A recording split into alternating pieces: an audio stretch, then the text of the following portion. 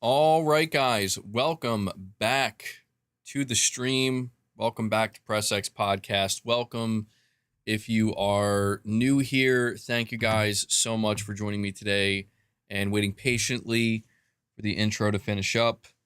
So starting a little bit later today, but not too late, 30 minutes late.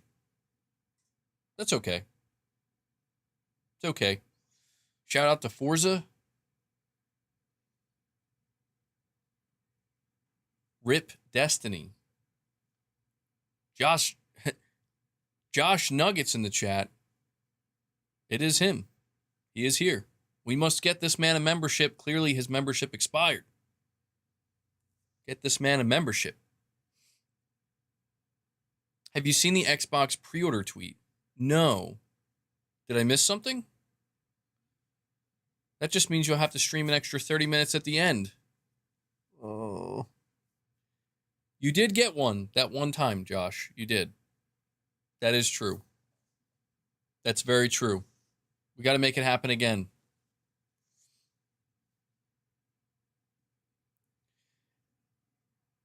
Will I stream an extra 30 minutes? I don't know. I'll try to go to the 3-hour mark today, perhaps.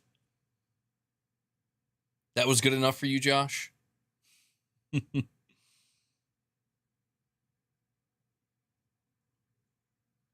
Forza sold 4.9 million, 2.1 million on Xbox, 2.8 million on Steam.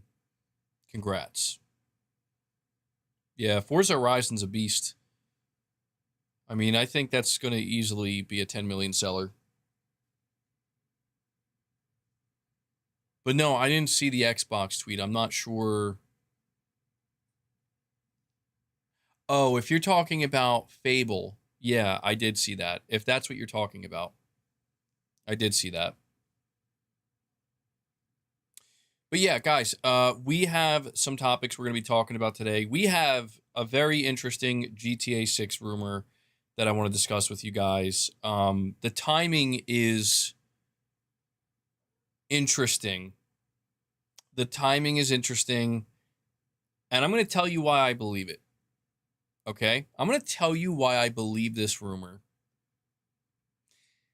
We're going to cover it in a little bit. We're also going to be talking about this new report regarding Bungie. Bungie seems to be... they're on the ropes. They're on the ropes, man.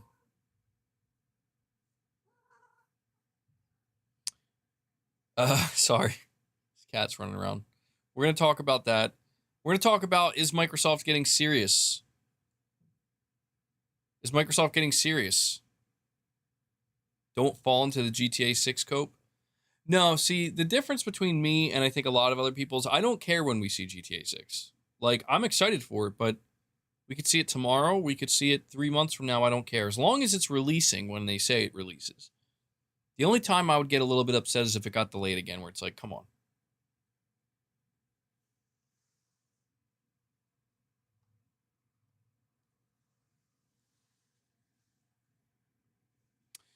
All right. We have more people filing in. Listen, guys, make sure you hit the like button. If you enjoy Press X Podcast, if you enjoy the streams, take a moment, hit the like button. And I do want to let you know we did a Morning with the Misses episode for members, for channel members. It's available now. You guys can go check that out when you're done here today if you want more content, different type of content. And yeah. Bungie's going to have mass layoffs. Yeah, we're going to talk about that.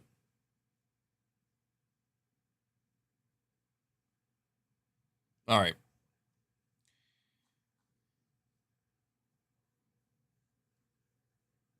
That's true, Sean, and I want to cover that first. So let's start with that. Hold on. Have to bring this up.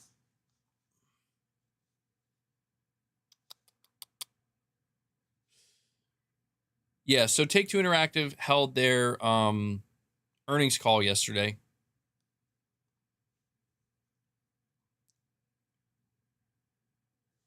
Okami13 on Twitter reports Take-Two CEO says not to expect any GTA 6 marketing until at least the end of June. So here's a direct quote. Okay? Here's a direct quote from Take-Two Interactive's CEO. Quote, summer technically begins at the end of June, meaning that marketing isn't starting imminently. So the next few weeks, I don't think it'll be summertime yet, but when it's summertime, Rockstar expects to start marketing GTA 6, end quote.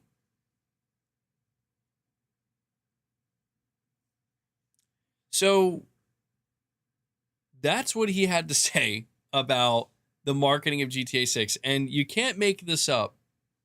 You can't make this up. We immediately get a new rumor from somebody who has apparently been correct about some stuff. They have a good track record. Okay, I never heard of this person, but check this out. His name is Grezdari. Grezdari claims a new GTA 6 trailer will be out on Tuesday.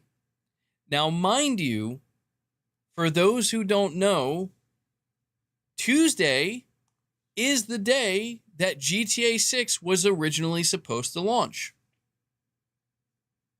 Okay? May 26th, 2026 was the day we were supposed to be playing GTA 6. So keep that in mind. He then goes on to say, and there will be something for GTA 6 at Sony's upcoming State of Play. Quote, if you can give me a link where I can bet 1,000 euros that the third GTA 6 trailer will be out on Tuesday, I'll place that bet. I might even bet it'll be announced tomorrow, though my mates in Sony's sales department are telling me on WhatsApp to keep an eye out, as Rockstar has given Sony a little something for marketing purposes. Of course, there's a 99.9% chance they're having a laugh at my expense, but I'm going to watch it anyway, if only for Wolverine in case. Let's enjoy. It's all good. So Grezdari is a relatively new insider, but he has a good track record so far. He leaked the boxed version of the Elder Scrolls Oblivion Remastered and the PS5 port of Microsoft Flight Simulator 2024, along with a bunch of other stuff like recent Switch 2 port delays for 007 First Light. Some background info from Grezdari has revealed about that he's revealed about himself in the past. He's the head of a video games department.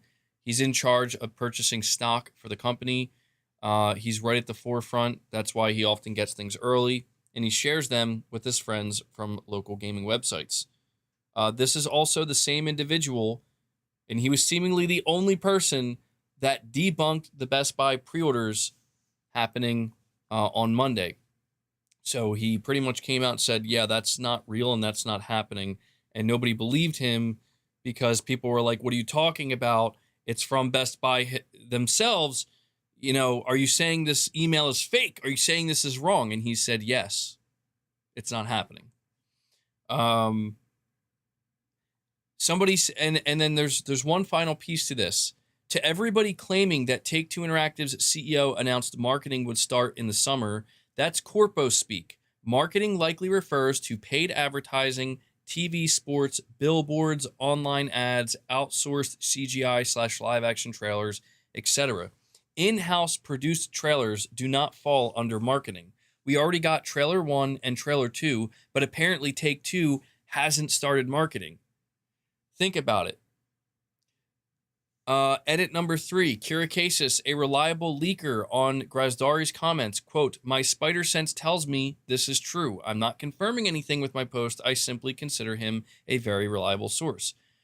Edit number 4, Ghost of Hope says, I believe. Guys, listen to me. Do you know why I'm certain this is actually happening? Do you know why I'm like 100% confident that the next GTA trailer is dropping in a couple of days on Tuesday?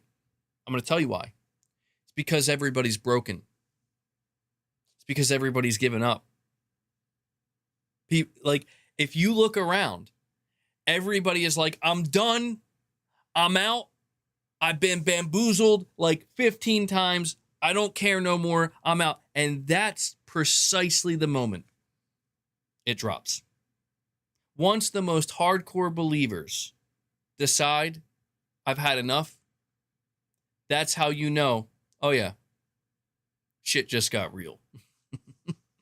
But yes, that is important to understand. People need to understand this. When Take-Two's CEO says, we're not starting marketing till summer, guess what? Trailer number 3 is not marketing.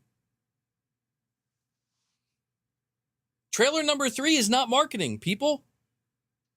Trailer number 1 was not marketing. Trailer number 2 was not marketing. Them releasing screenshots is not marketing. Marketing is where they have to pay copious amounts of money to plaster it everywhere and shove it in front of people's faces.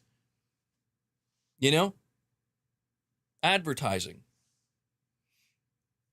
So I don't want to get ahead of myself, even though I seemingly already have, but I believe this 100% because if I was Take-Two Interactive, when would I drop the 3rd trailer? I would drop it on the day the game was supposed to come out. That's what I would do. Sean Mitchell with a £5 super chat says, I did say the other day that I don't think Rockstar wouldn't like to have their most recent trailer with a release date that we have elapsed. You did say that, Sean. And I think you're correct. I think this is exactly what they're doing.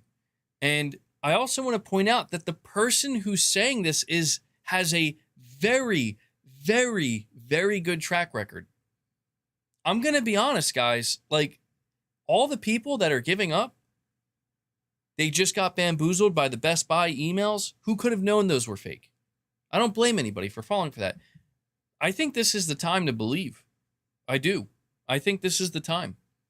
This guy is a good leaker. He's leaked so many things. He's been correct about so many things. He clearly has serious connections. And he's saying, they could be messing with him, but that would be kind of messed up because they're going to destroy his reputation. I don't know, dude. It's seeming like... But here's something else that I want to highlight. It's time. Start GTA 6 maxing. It's time to start GTA 6 maxing, boys. Let's go. Here's what's really interesting, though. The rumor, he claims Rockstar gave Sony a little something for the state of play for GTA 6. I actually think this makes perfect fucking sense, dude. Because think about it.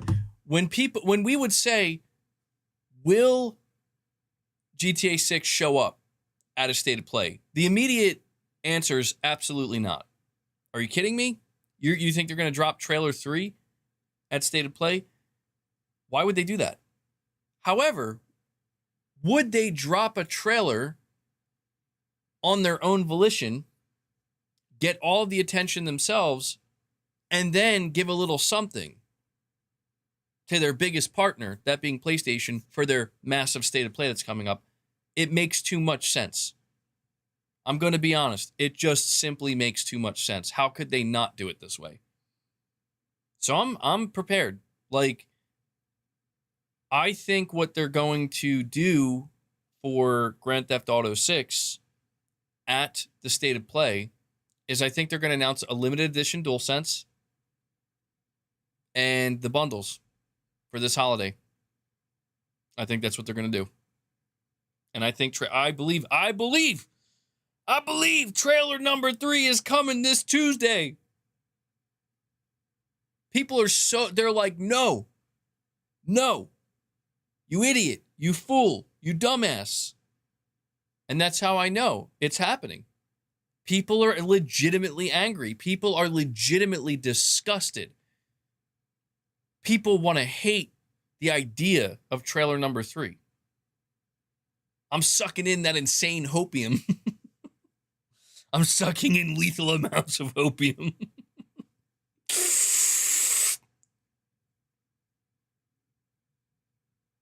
If it does, you'd be shocked. But that's what makes it so much more believable, is everybody's given up. They're like, it's not real. It's not happening. Shut the fuck up. Dude, and Rockstar's just like, they're going to press the button. They're like, there it is. And they're like, ooh. It's good. Dude, I mean, if the trailer drops on Tuesday, it is going to catch everybody up. The people are going to be like, wait, whoa, what? What's happening?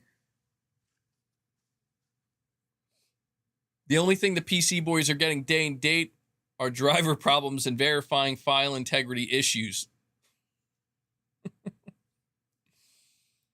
Oh my God, dude. If you ever want to see what Hopium looks like, ask MBG whether GTA 6 shows up at the State of Play. Woo! Boss is like, treats? Guys, listen, as we continue our conversation here, I appreciate you joining me today. Do me a couple of favors. First, make sure you hit that like button. If you enjoy Press X Podcast and you enjoy what I do here, hitting that like button lets me know and it helps with YouTube's algorithm. If you want to support the channel directly, I am completely fan funded. I can only do what I do here, run these streams and run this channel because you guys make it possible. Consider becoming a channel member. Consider gifting memberships. Okay, consider donating a super chat or a direct donation. These are all ways in which you can support the channel directly. I very much appreciate it. Yeah, so okay, Clark has entered the room. What if they have a GTA 6 PS5 and or Pro with a matching DualSense and panels? I could see it. I could see it. I believe, man. I believe. Because I was thinking about it. And I'm like, are we really going to go that long? Like, think about it for a moment. Like, are we really going to go that long without anything new for GTA 6? We're going to go the entire showcase season with no GTA 6? Really? Like, they're just going to say, no, we're not showing anything till like 2 months before. I don't believe it. Marketing, yes, if we're talking about traditional marketing where you have to pay a lot of money, sure. They said summer for marketing. Trailer number 3 is not marketing. Now, I do think that maybe what they give Sony would be considered marketing a little bit, but it's just a little something. It's a little something. No, King Sam. I have not beaten Sekiro yet. You should still drop 50 member gifts anyway. Sean, you're saying with a £5 super chat, I'm now manifesting trailer 3 shown on base PS5 and stated play trailer captured on PS5 Pro. Let's go. We got to manifest this, boys. Sean's doing it right. There's only one way we're making this happen. GTA 6 prayer circle. Isn't that right, boss? We have to consider trailer 3 as what Rockstar gave Sony, even though it's just a 1% chance. I don't think they gave them trailer 3. Damn, MVP Moss, you're a disgrace.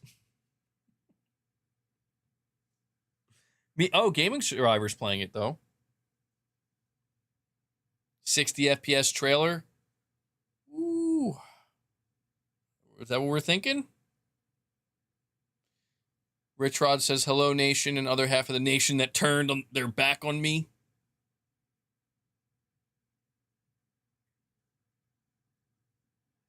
Maybe gameplay running on the Pro. Xbox tweeted GTA 6. Did they? What did they tweet? What did they say? Is that all they said? Nate the Hate said to keep expectations grounded. I believe he stated probably because GTA 6 is not going to show up there. Well, I'm gonna be honest, man. Like, I'm just gonna let myself believe. If I won't be upset if I'm wrong. If Tuesday comes, listen, here's the difference between me and some other people out here. If Tuesday comes around and there's no GTA 6 trailer, okay, I'm not upset. Like, I'm not upset. No, but like, really, it's just like, okay, well, there we go. Still no trailer. Shocker. But between now and then, if we get a reliable leaker out here and they're saying it's coming Tuesday, I'll be like, let's go. New Reason to Live just dropped, boys.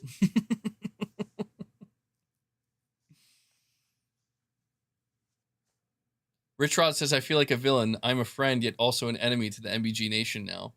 So you're like Batman. No, you're cool here, Rich Rod. I think, you know, people have this. I don't know. I just have to let things sort themselves out. People have problems with other people, and it's like, what do you want me to do about it? You know, if I feel like somebody's getting too crazy, I'll ask them to calm down. But he said that we'll have an announcement today, so nothing happens. He said Tuesday, but he said he wouldn't be surprised if it was today. Yeah, that is a little weird, but every day. We'll do it every day. We'll do it every day. GTA 6 Copium stream. Number 35. Let's go. GTA 6 is coming to Xbox too, remember? Well, that's true. Do you believe in fate, MBG?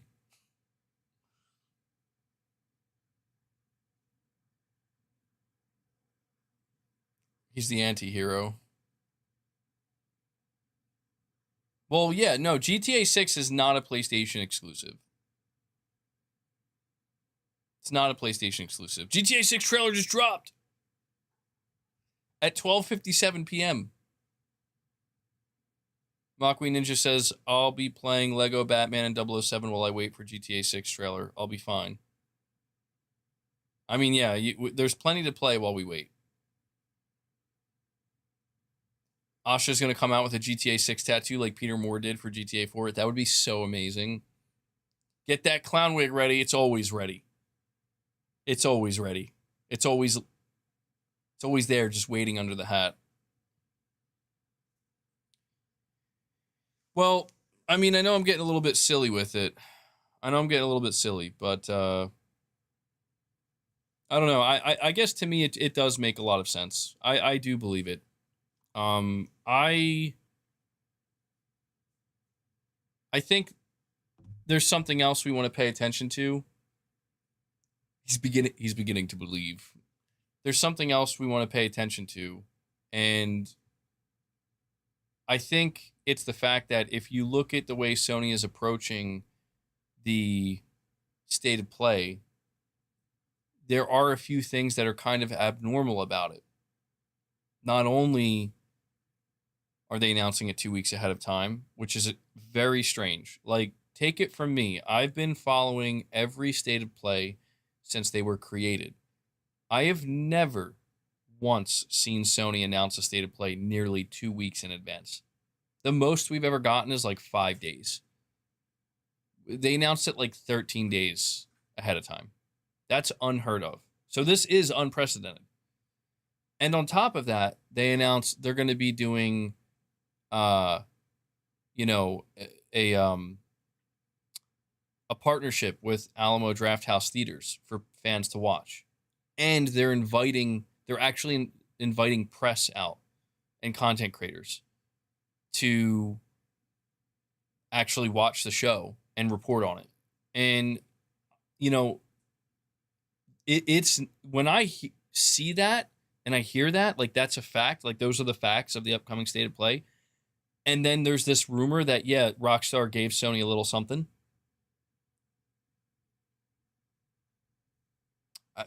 I don't know. I do not think it's far-fetched to think that we will get a little something. Not saying it's going to be full-blown trailer number 3. Just saying, bundle announcement. I don't know. I believe.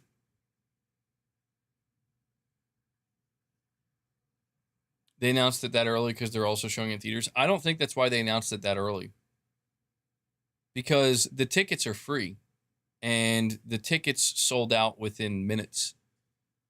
So they could have done it a week ahead of time. They could have done it 5 days ahead of time. That would have been plenty of time. This is peculiar. It really is. It's peculiar. Sony's never announced I can't remember the last time Sony ever announced a show this early. It's kind of crazy. So I don't, you know, I try not to. I mean, I don't know. I know I'm hyping people up, but there's definitely some reasons here, I think, to be excited. MBG, you fumbled the Phil Spencer bag. Please get on that GTA 6 bag. Give me a cut too. Yeah, GTA 6 bag. I'm here. What do I think break-in is? That's fair games. Break-in is fair games. I bet we see old Peanut Head. Nicodemus, there's no way, dude. Peanut Head. Damn. Sony has inside information. They sure do. Why not both trailers being dropped on Monday and the same trailer shows up at State of Play on Pro? I mean, it could be this simple. It could be like they drop trailer 3 on Tuesday, and then when Sony does their State of Play, they kind of drop the trailer again. Like it's the same one, but at the end it just has like the PlayStation branding, and maybe they like show off a DualSense, or like they say like, pre-order now, or pre-order the GTA 6 bundle or something like that. Why me? That's rough, man. That's rough. If nothing happens by Tuesday, the leaker will be banned from the GTA community forums. Probably. You want Wolverine pre-orders to open up? I'm sure we're going to get that. How long do I think the gameplay will be that we're going to see for Wolverine? I think no more than 10 minutes. I think 10 minutes is pushing it. I think it's going to be like a 5-minute trailer. And then at the end of the trailer, it's going to be like pre-order now. Maybe they'll show the different editions. I don't think it's going to be like a 20-minute presentation or something. That would take up too much time. Well, yeah, no, that takes up too much time. 20 minutes is too much. They would have to give it its own dedicated State of Play for that. Surely MBG has never believed in rumors before. They can't show fair games now, given what's happening with Bungie. It would be political self-deletion.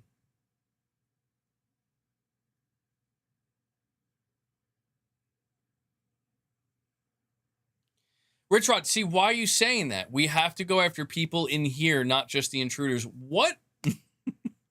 Are you the villain? He's the villain. Wolverine, Phantom Blade 0, and Kena 2 pre-orders are probably all going to open at once. Jeez, yeah, you're probably right about that. He's a villain.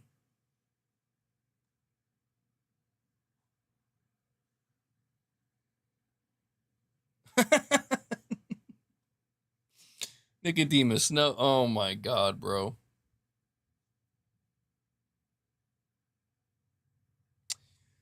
Well, I do want to say, like, be cautious, okay? Be cautious because, of course, this is just another rumor.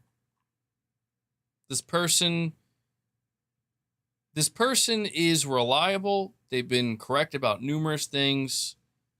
They're putting their reputation on the line. We'll see what happens. Thank you, Nicodemus. Thank you, bro. I appreciate it.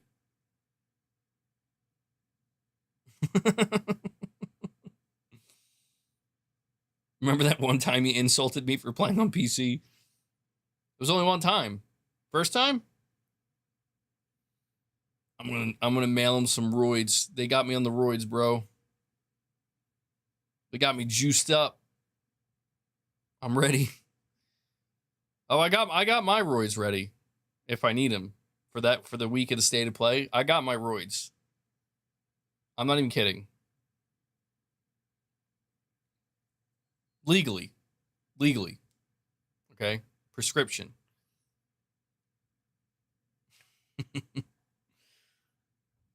No, I don't think they're going to make Bully 2.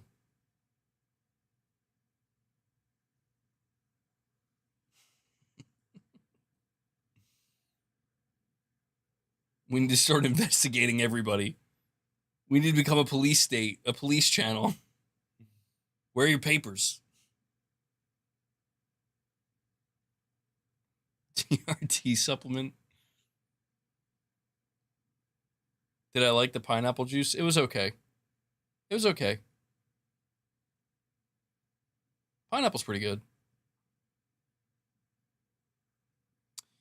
All right, so if we look at this report, guys, let's talk about Bungie now. So, firstly, yesterday it was announced, and this kind of shocked a lot of people. I mean, I don't know if it shocked everybody, but some people are, very disappointed. There's a lot of opinions, strong reactions. Yesterday, Bungie announced that they are done supporting Destiny 2. It's over. They're laying it to rest. We got a really interesting report almost immediately after that from Bloomberg. Okay.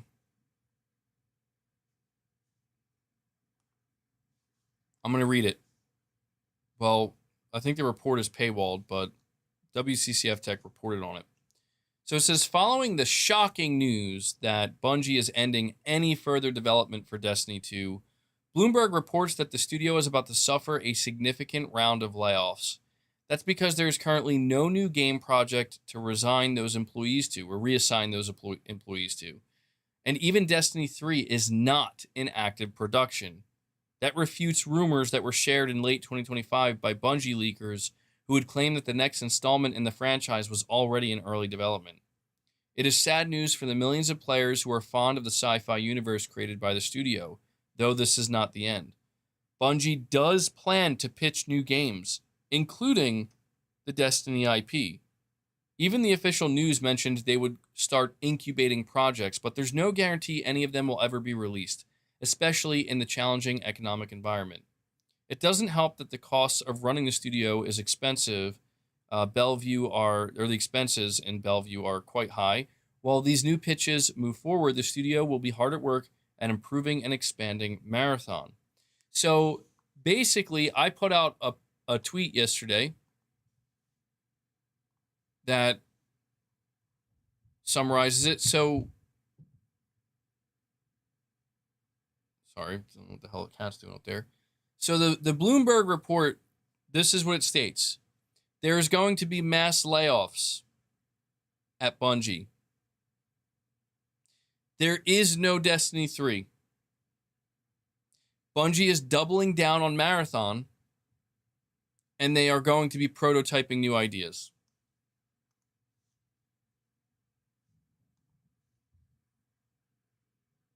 It's over.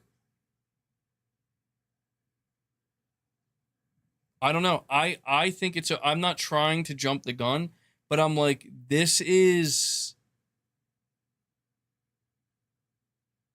they are a shell of their former selves. Yeah, one of the worst acquisitions in gaming history.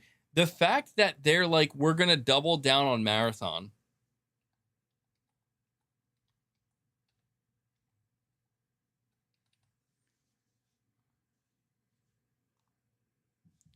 Marathon, over the last 24 hours, had 12,000 players at its peak on Steam. It's over. Like, there is no future. They were supposed to be working on Destiny 3 already. And Ray comes in. We got Metal Gear Ray. He's like, whoa. But that was some fancy shooting. We're still going. You're pretty good. We're still going. He brings us up to 68 members. One more away from 69. Ray, thank you so much for that.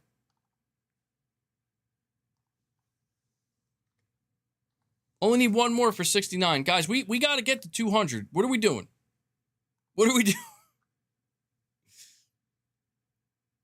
Just say it. They fucked around and they found out. Thank you, Ray. I appreciate the support, bro.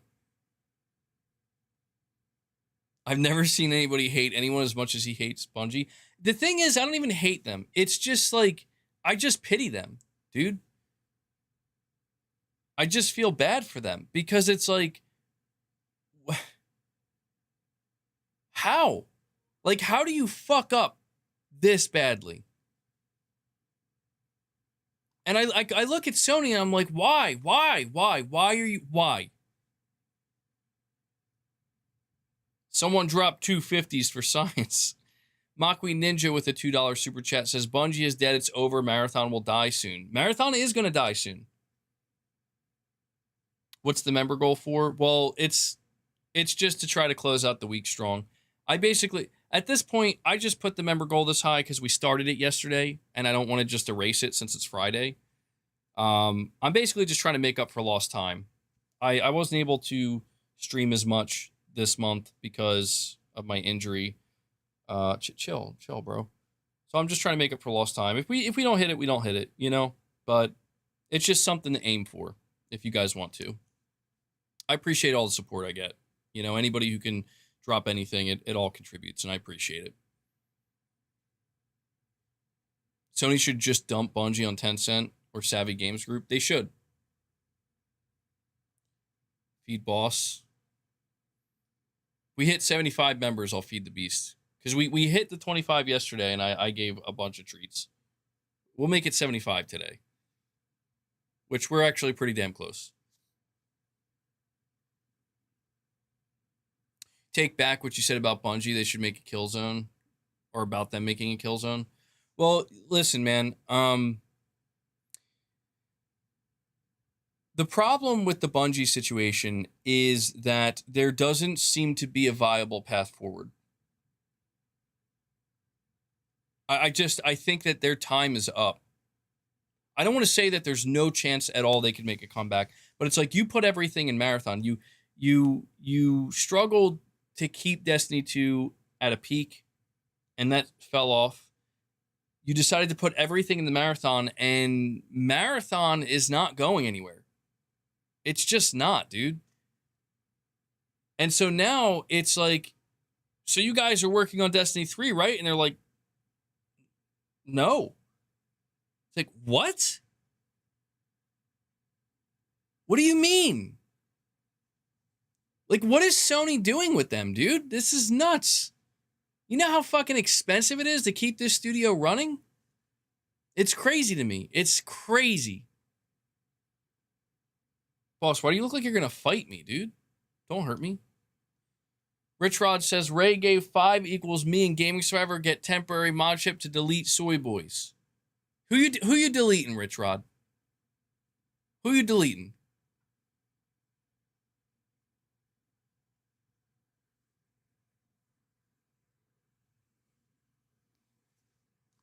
Why does Rich Rod want to fight my own my viewers? And Mega iPod Music decides to renew their membership and does it. With that membership renewal, it takes us to 69 members. Mega iPod, thank you, bro. Me. Thank you. I do appreciate that. Good stuff. And listen, if you became a member or if you were new to your membership, if you got gifted a membership, you have access to Today's Morning with the Misses. My God, boss, are you that desperate? We're 6 away. P.O. Box update, Whiskey Gaming. Mrs. MBG said she was going to open it today. So it seems like it's getting opened either today or in the next day or two. I think we're at that point where it's happening.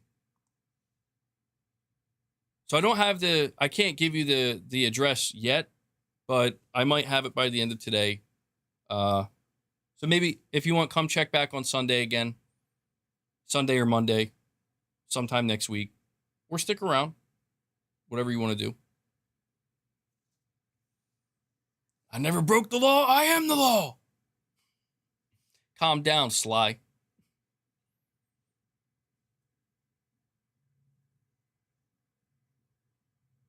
Was it Jim Who decided to buy Bungie? No, I mean, it mostly was Jim Ryan, but like they panic bought him, dude. They panic bought them. Asha about to send MBG some merch. Dude, people are going to troll me and send me all this Xbox shit, and I'm just going to be like, ain't no way.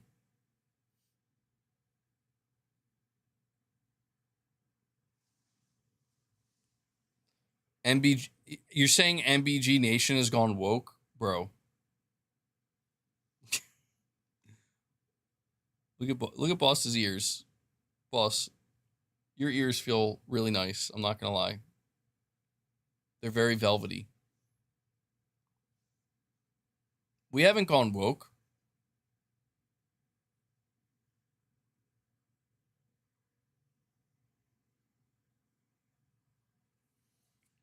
Maybe we have to go full Sony pony, though.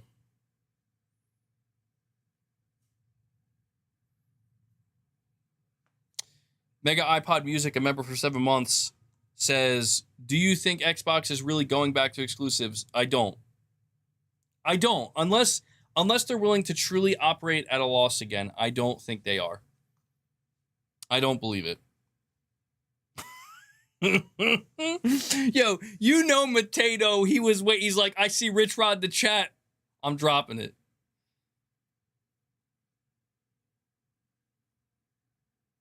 No, in all seriousness, Mega iPod Music, no. They're not going back to exclusives. I would love them to, but I'd love to be wrong. But I'm literally like, how do you do that? Seriously, how do you do that? Without destroying what remains, what little you have left. How do you do that? And I don't think there's actually an answer to that question.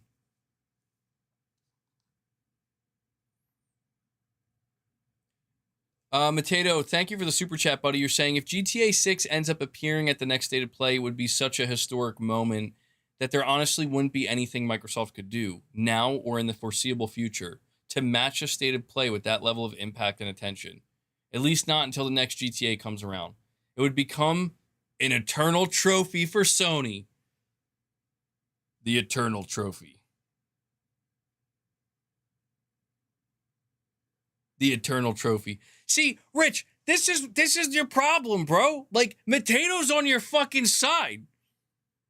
He's on your side. He's out here like hyping up Sony. He's excited about PlayStation. He loves PlayStation. What the fuck, Rich Rod? This is the problem. But Rich Rod would be out here and be like, I don't know why people got a problem with me, bro. Why are they mad at me? Boss, do you see what I got to deal with? You see what I got to deal with?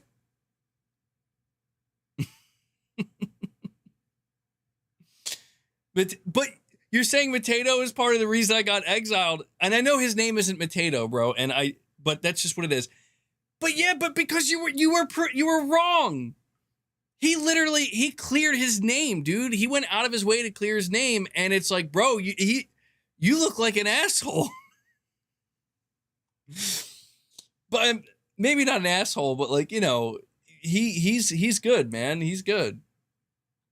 And he's a nice guy. Matato's cool in my book. And that's the thing, bro. He is supporting. You were wrong because you were making it seem like he was exploiting a loophole, but I don't know if you saw this or not, Rich Rod. In the Discord, he made a video. He dropped an unlisted YouTube video proving like he's literally from there. Like, no joke. He's literally from there. So he cleared his name, bro. But I do agree with you, Matato. I think that if Sony is able to lock down anything GTA 6 related for the upcoming State of Play, it's over.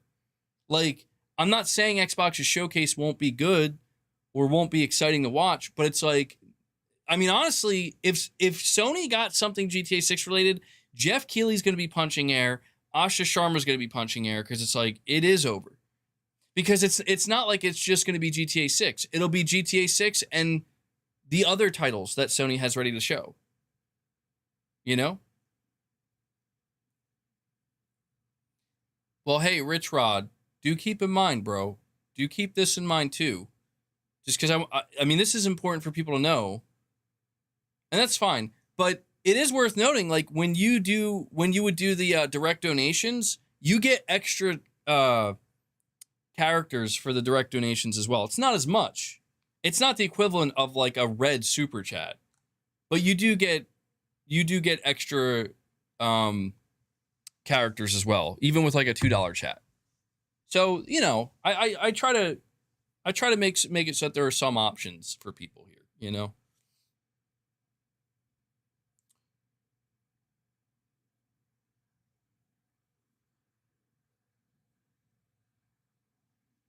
What is the message Sony's trying to tell us by bringing back exclusives? The message is buy a PlayStation. Oh, what's that? Boo-hoo? You want our games? You're mad because we're not dropping our games? Go and buy a PlayStation. I don't know. I don't think it's like anything crazy like that. I really think the message is... Do you know what I think the message is? I think the message is we're going to be announcing the PlayStation 6 in the next like 9 months, and we really want to sell it. We don't want people to think that our games aren't exclusive anymore.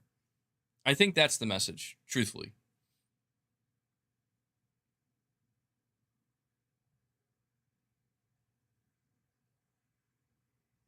Yeah, that's the crazy part to me. Jay, you're saying Sony didn't even grant them the final DLC to wrap up the Destiny storylines. And that's where it's just like... Bungie might be like one of the most mismanaged studios I've ever seen, dude.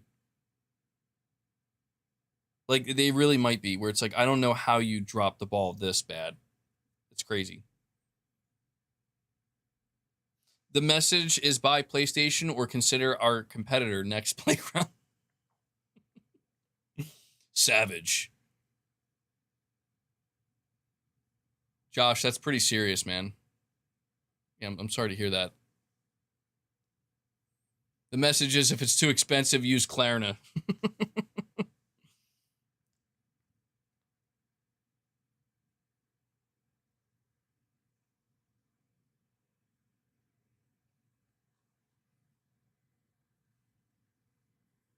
Oh, God.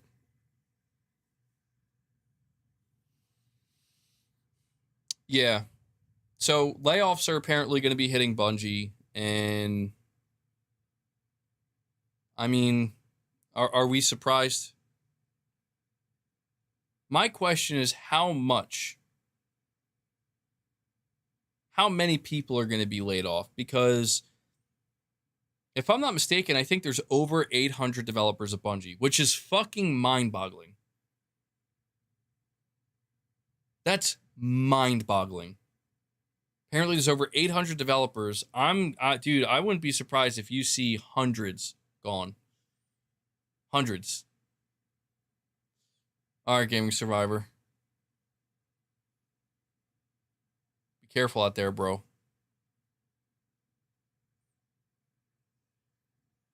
You're saying you love watching Bungie and Soros fail as much as the next guy, but you do realize the PlayStation gamer will pay for their mistakes in the end. Possibly. I mean, it depends, right? Like, the only way Sony's going to get people to fork over more money is by creating something desirable. Contrary to what some of the clowns around here like to say, people don't just give over their money just because. They give over their money in exchange for something that they feel is worth it. And so, you know, if Sony is eating this much shit on the Bungie acquisition and some of the investments they've made, you know, it just means, well, look, man, you're at a risk of losing people. You're at a risk of upsetting fans, upsetting customers, and losing people. So your best bet at this point is to really focus on listening. What do they want? What are they willing to pay for? What do they want to give you their money for? I think that's what Sony has to do. And that's why I just find it so fucking... Listen, with Bungie, like, if you're incubating new prototypes, Sony better be on the ground floor. Somebody better be in there, and they better be saying, like, what do people want? Let's give them what they want. Warframe posted, welcome Destiny players. Damn. That's savage. I gotta be careful the way I'm moving my arm, dude. Jesus. I'm waiting for him to say it's all Xbox's fault. It is. Xbox ruined Bungie. I'm just kidding. No, Xbox didn't ruin Bungie. Activision didn't ruin Bungie. Sony didn't even ruin Bungie. Bungie ruined Bungie. They did it to themselves. Sony just was the unfortunate one that was dumb enough to be like, we're going to buy them for billions.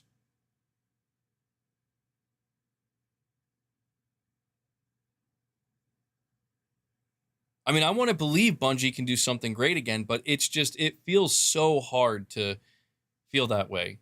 You know, when it's like, dude, they've just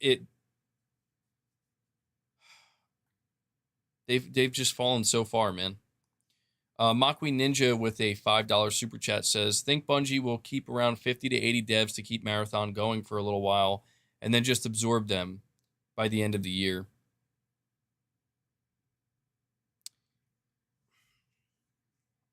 Well, in order for something like that to happen, dude, they would have to lay off literally like over 700 developers.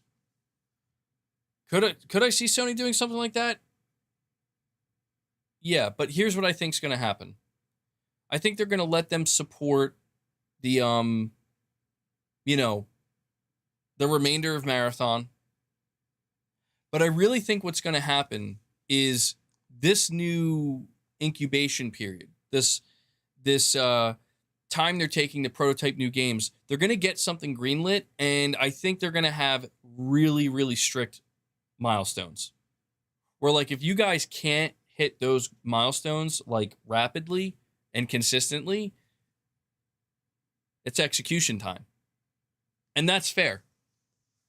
That's fair. Because it's like, okay, Bungie, we paid $3.6 billion for you. We're going to give you one more shot to see if we can make anything work here. Hold on, guys. Sorry. I'm getting, like, insane pain.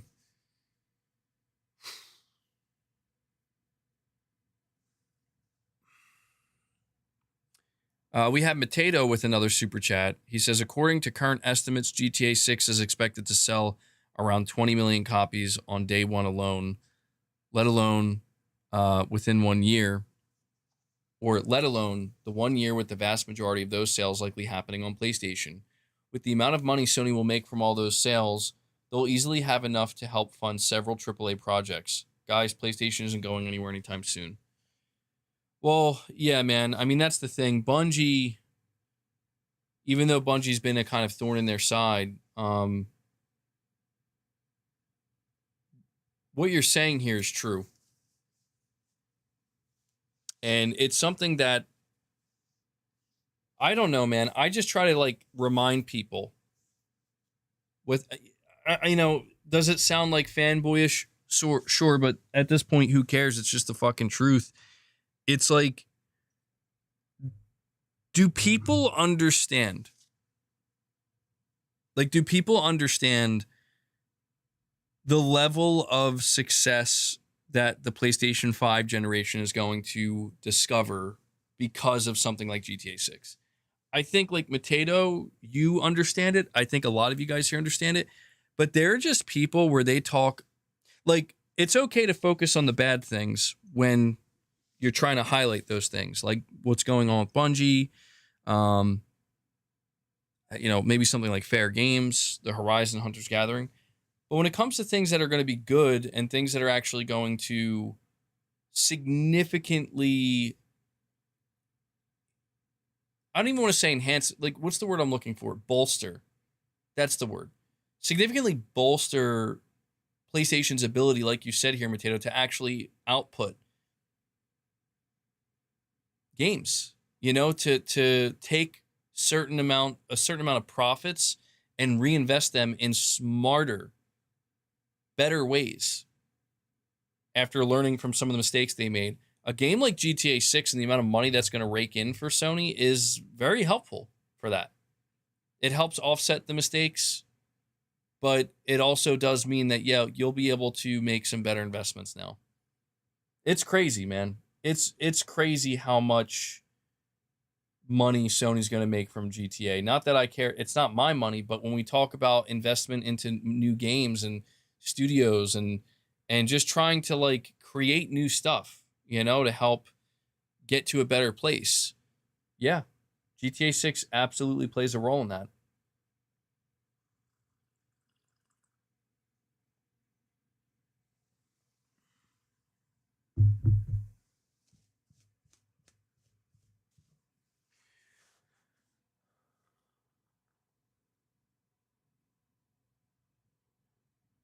You see, MBG, if I was never wrongfully taken down, I would have handled the fighting we got going on here.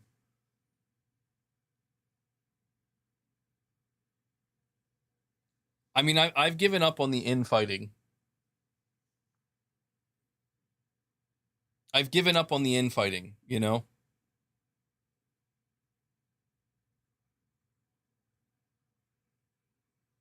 I don't know, man. I'm sorry. I'm just very distracted right now.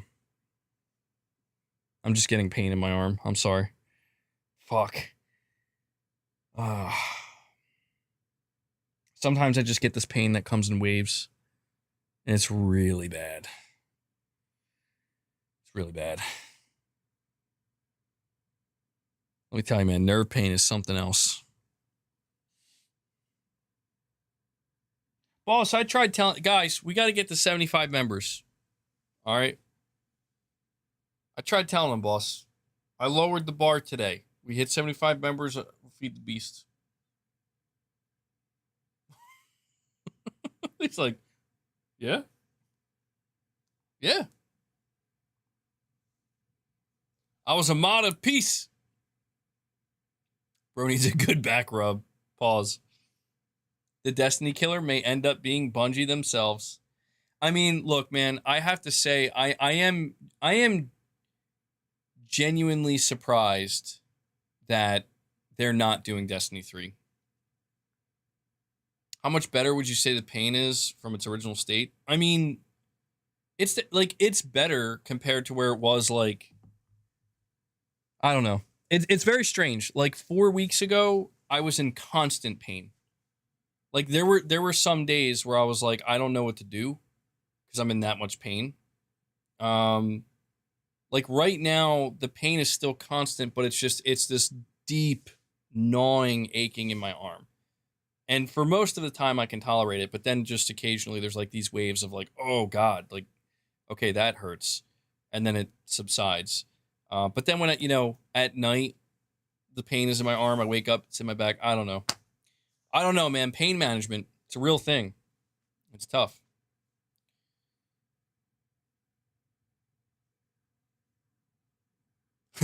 I can't rectify it anymore. You're going to need to take a whole month off after the state of play. Wait, is that a good thing or a bad thing?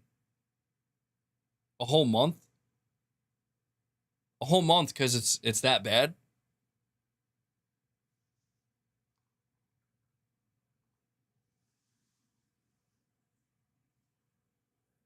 You reckon at the end of the state of play they will show the GTA 6 bundles?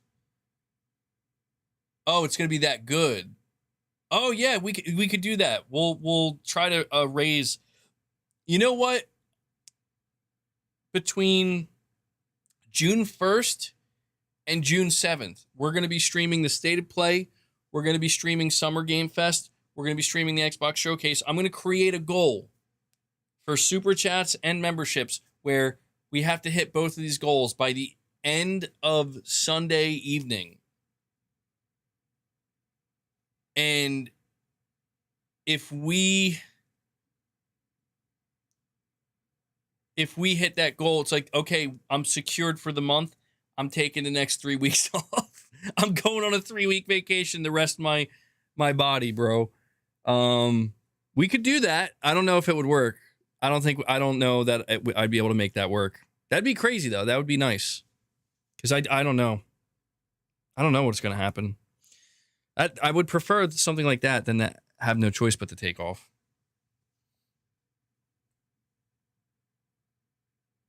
Well, wait, who's fighting exactly? All right, listen, let's get something straight. I need to settle something here. We have to settle this. From what I can tell, there seems to be some argumentation. There's some, people are arguing, and it always I'm telling you, these days it always comes from the same thing.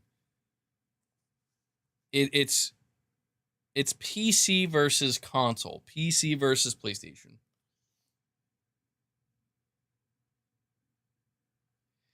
Have you gone to see a psychiatrist yet? I've been dealing with back issues for 25 years. I can answer any question you have. Oh, sorry. I said a psychiatrist, not a psychiatrist. I was like, wait, a psychiatrist? A physiatrist? Is that how you say that? What questions do I have? I guess a question I would have is if I had like a disc herniation or a disc bulge in my neck, can that heal on its own? How long would that take? I've read some shit where it says it can take up to a year to heal, which is crazy to me. But, well, Muhammad, that's the thing, bro. Okay, boss, you serious? That's the thing, Muhammad. You're not wrong. And I want to welcome PC players. Like, I want to welcome all players. Boss is huge. I want to welcome all players, but yeah, we are a PlayStation channel. We are a PlayStation channel, and it's fine if you're a PC player, but I don't know, man. Like, I just think sometimes people, I mean, I have some negative things to say about PlayStation, but I also have positive things to say. Rich Rod says, Richmond had ceasefires. Now it's Southside Chicago. He says it's Southside Chicago up in here. It should be a PlayStation only channel. No PC guys allowed. Nicodemus, you're not allowed to talk about PC no more. No more PC. Calm down. MBG only on PlayStation.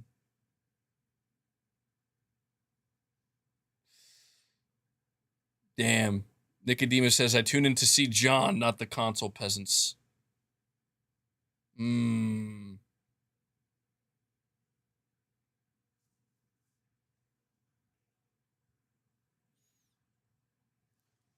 Well, we are a PlayStation channel. This is true. I don't know. At some point, the rubber's going to hit the road, guys. Stay away from surgeons as long as you can. Remember, surgeons, what you pay them. Lots of shekels. Well, yeah, I definitely want to avoid surgery. Because I know with surgery, like, it's the last resort. And there's no guarantee.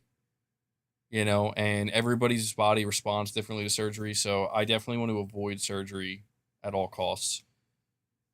So I don't know. I'm just trying to view this as like a long-term healing process, potentially.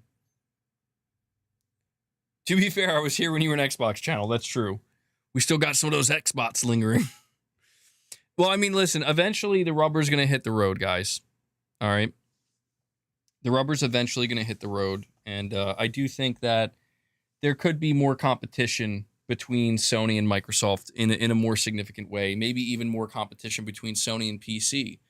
I just think we are at a bit of an awkward place right now where, everybody's kind of doing their own thing.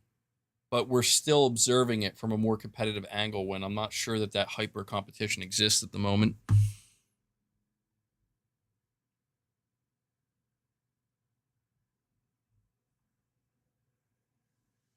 All right.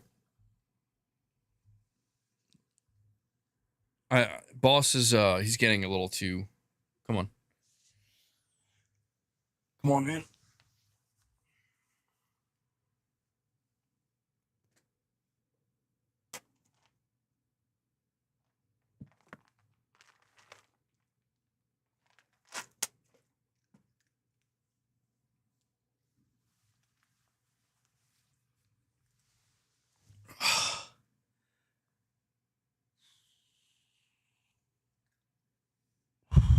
Okay.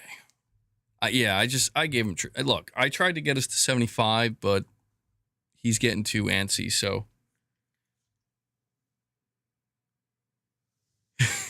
I still am an Xbox channel.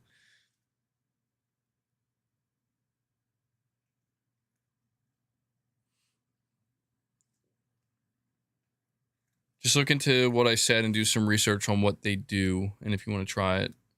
All right. Yeah, I might look into that. As time goes on, I'll probably have to consider other options, you know, and look around.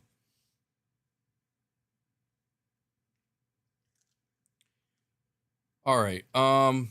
So where were we topic wise? So we were talking a little bit about Bungie. I don't really know how much more I have left to say. Yeah.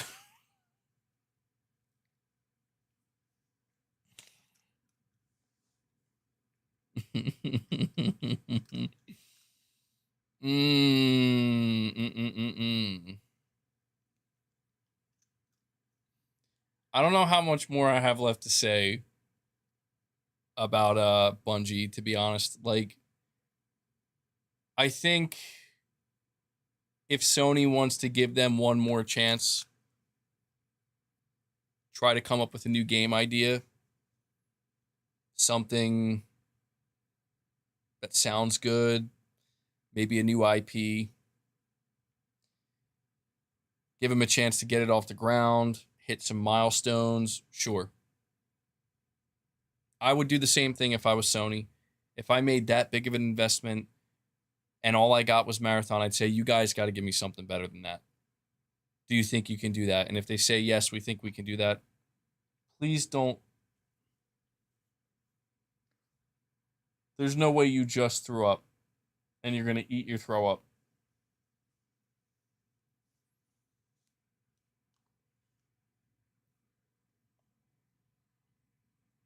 You know what? Eat it. Don't just leave it there. Oh, God. Oh, God. Okay. Okay.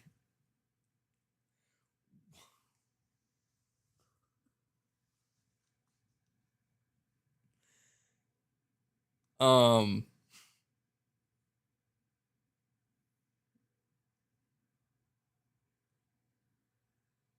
I think you're going to have to go.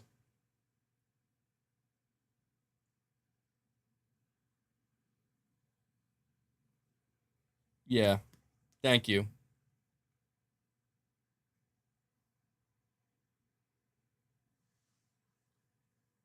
Oh, no, Clark. No. Oh, no. No. No. No. That's throw up.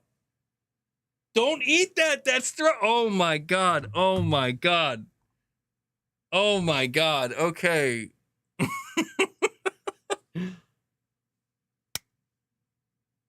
Is this a sign? What does this mean? Corey, the legend. Corey, perfect timing, bro. Boss just threw up and Clark's chowing down. Corey comes in, he drops 5 more member gifts. He takes us to 74 people. 74, dude. I'm no hero. Never was. What kind of freaky ass channel you running here, MBG? I mean, Clark, I'm kind of grateful. I'm not gonna lie. I'm kind of grateful because you cleaned it up for me. But bro, that is sick. You are a sick cat. You are unwell. You are from the streets.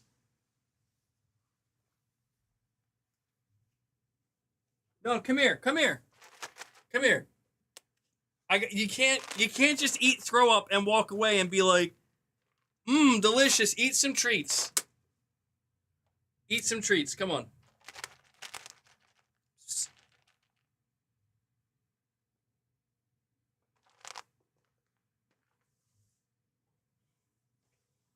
Oh, man.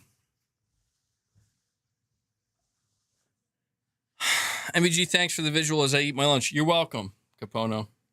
That's why I'm here. That's why you're here. Why can't things ever just be normal?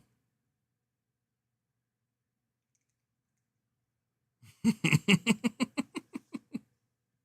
able-bodied adult. Corey's like, the fuck did I just walk into here? Well, I'll tell you, Corey, it's funny because I was telling everybody if we hit 75 members, we needed like 6 more or 7 more memberships. I said we would, give Boss some treats, but he was getting really antsy. So I just decided to give him some and he ate them. And then for some reason, he just like threw up a little bit. I didn't give him that many. He just like had a little throw up and then he just left. And then Clark came over and was like, I'm going to clean that up for you, bro. Clark is the one nasty motherfucker. That is crazy. I can't believe that. Clark, you are disgusting. All right. We have a super chat from Rich Rod. He said, this channel has become the projects after I left. No, it's not. No, it's not. Papa's just trying to relax. Papa's like, I ain't even here. All right, Clark, you can go now, dude. Please leave. See, this is why I keep coming back, MBG. Thank you. What are my thoughts on Sony doing variable pricing? It kind of sucks. I mean, it just feels like they should have a singular price across the board for everybody. You know, it's like price discrimination or some shit. They should knock it off. Did you do a recent stream away from the sofa, or am I going crazy? I did. I tried to go back to my normal setup or standing setup, but I'm not ready. I'm still in way too much pain. Even just sitting here, I'm still in pain, but this is when I'm sitting on the sofa, I can adjust myself a little bit more to make it a little bit more comfortable. I don't like it. I'm not going to lie. Like, this is not my favorite way to stream, but I have to do what I have to do, you know? Bungie is getting deleted, aren't they?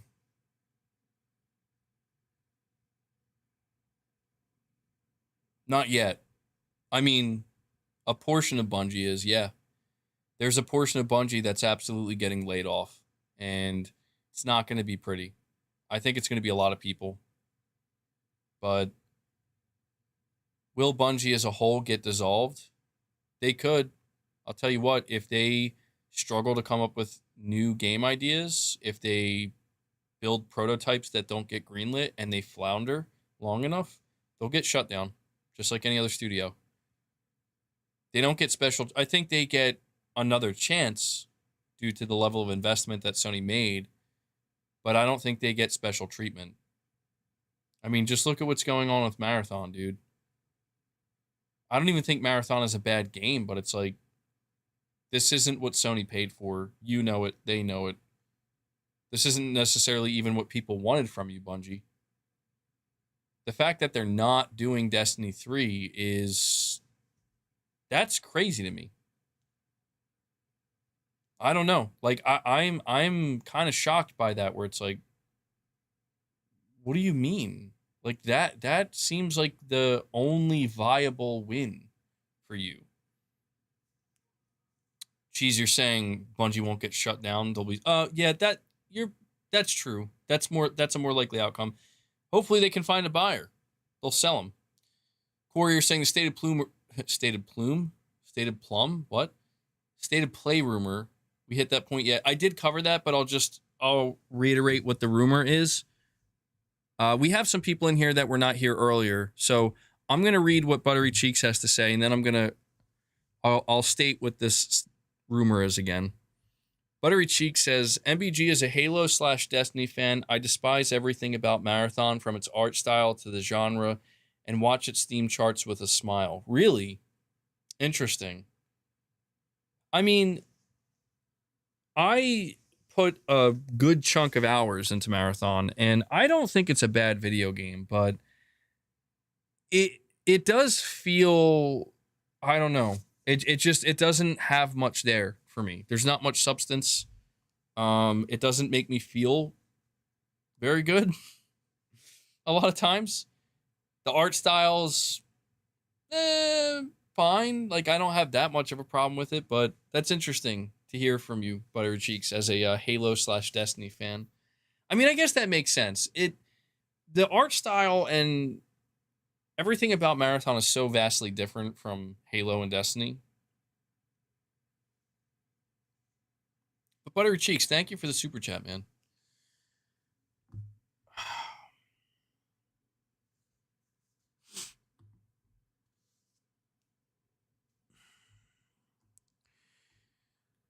All right. Sorry if I'm breathing heavily into the mic.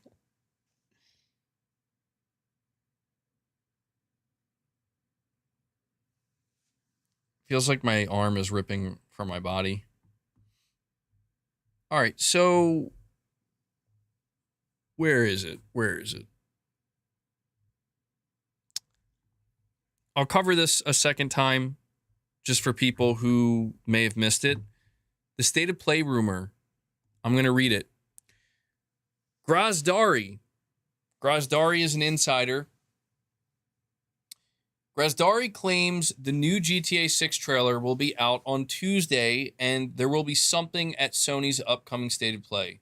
Quote, if you can give me a link to where I can bet 1,000 euros that the third GTA 6 trailer will be out on Tuesday, I'll place that bet. I might even bet that it would be announced tomorrow, though my mates in the Sony sales department are telling me on WhatsApp to keep an eye out, as Rockstar has given Sony a little something for marketing purposes. Of course, there's a 99.9% chance they're having a laugh at my expense, but I'm going to watch it anyway, if only for Wolverine. In any case, let's all enjoy.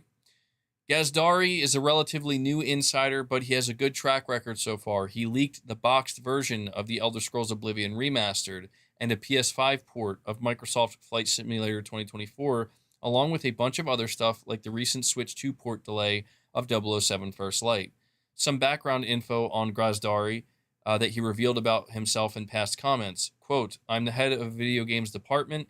I'm in charge of purchasing stock for the company, so I'm right at the forefront. That's why I often get things early, and I share some of them with my mates from the local gaming websites. This is the same guy that debunked the Best Buy pre-orders rumor on Monday morning. To everybody claiming that Take-Two Interactive's CEO announced marketing would start in the summer, it in corpo speak, marketing likely refers to paid advertising, TV spots, billboards, online ads, outsourced CGI/live action trailers, etc. In-house produced trailers do not really fall under the category of marketing. We already got trailer number 1 and trailer number 2, but apparently they have not started their marketing yet. Edit number 3, Kirikasis, another reliable leaker, responded to Grazdari's comments saying, quote, my spider sense tells me this is true.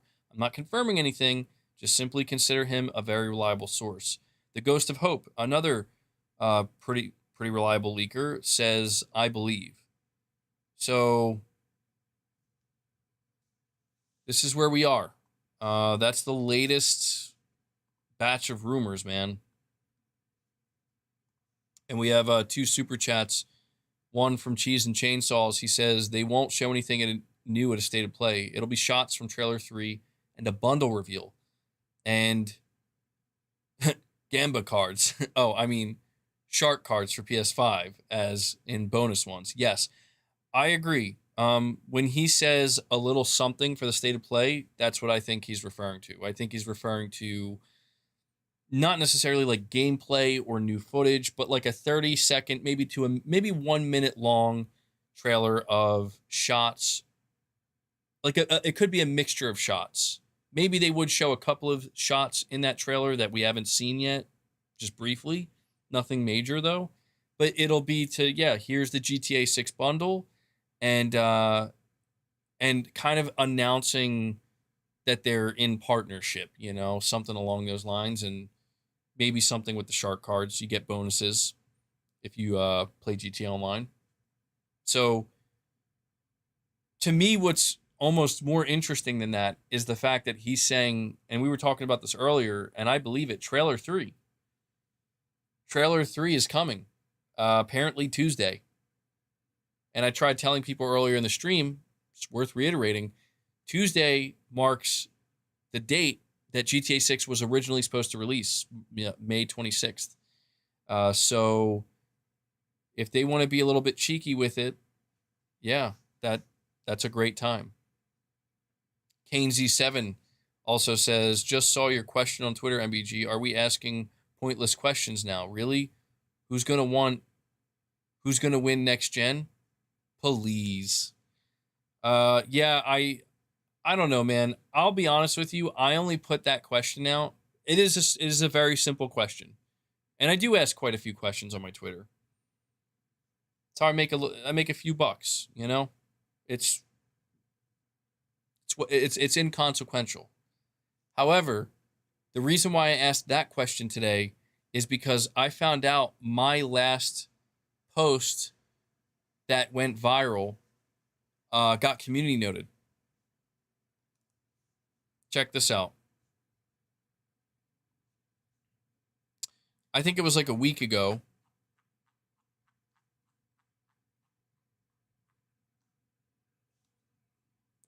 I put out this post. It got over 1,000 replies, which is a lot. It got almost 600,000 views. I said the PlayStation 6 and Xbox Helix are expected to release holiday 2027. Based on what we know right now, which one are you more likely to buy? Or will you be skipping next generation altogether? This post got community noted. Do you know why? It got community noted because somebody decided to say, in an official announcement, Sony has stated they have not yet made any decision regarding the price of the PS6 or its release date for players in the market. Like, I said it's expected. It's expected. I guess I didn't use the word rumored. It's crazy, dude. Like, here's the problem. Here's why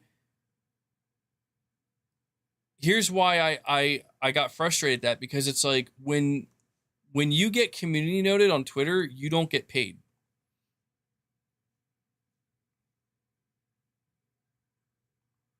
So somebody went out of their way to community note that because they were fucking angry. They had their panties in a twist. Because I put what I thought was a good question out there.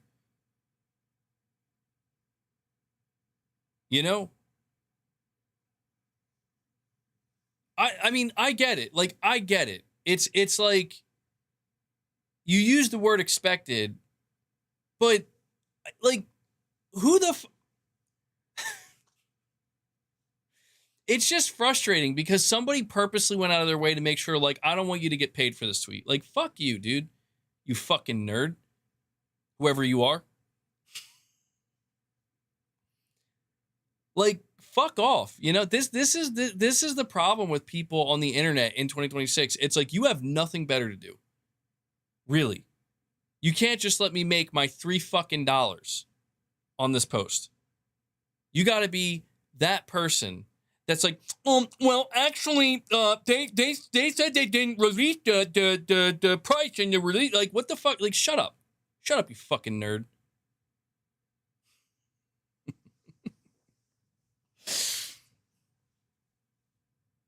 Unbelievable. Now my new post is going to get community noted. No, I was annoyed to see that because I'm like, you got to be kidding me, dude. Like, oh, now that counts as misinformation. Really, I'm misinforming everybody. Guys, never mind, my bad. The PS6 is not expected to launch holiday 2027. It's not expected. Nobody knows. Sure. Notice how they didn't say anything about Project Helix, though. Motherfuckers. But anyway,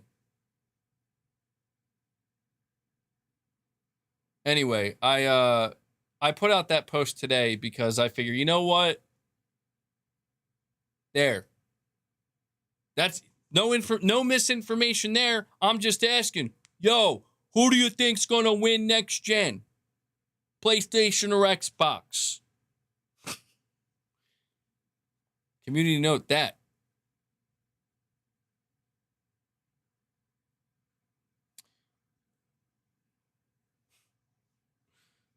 What is a nerd nowadays? No, I'm a nerd. I know. I'm not serious. Just so we're clear, I'm not serious. I'm a nerd. You're a nerd. We're all nerds. Well, maybe you're not, but I mean, yeah, I'm definitely a nerd, bro. Come on. I ain't no tough guy. No, but I don't know. I'm kind of not, though, because it's like, I think I am a nerd. I think, like, I would think about that sometimes. Where it's like, wait, am I a nerd? But nerd culture used to be something that got picked on. It used to be something that people, like, looked down on, but now it is just culture. Now it's just ingrained. It's fully integrated. Nerds, unless you're gaming on PC. Then you're a nerd. Damn nerd. Henry Cavill's a nerd. Fucking nerd building his own PC. What a loser. Oh, man.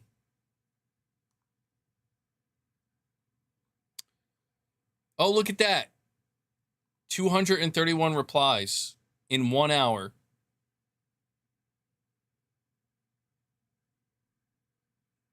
PlayStation will own next gen. PlayStation 6 for sure will win, but they need to keep doing great single-player games like they've always been doing. Does anybody here say Xbox wins? None. Gamers are losing. Too much focus on expensive future hardware, not enough on supporting the current ones with a healthy first-party lineup. That's fair. Steam will grow and continue to dominate since many who use Helix will likely use Steam.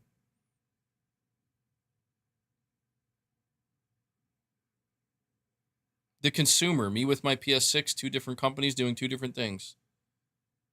Doesn't make sense to even compare to me.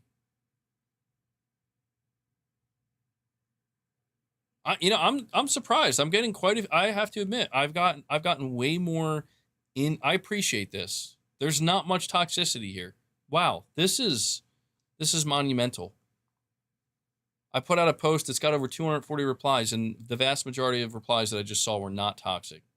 No arguing. People just being respectful. God damn. You love to see it. That's good stuff. All right.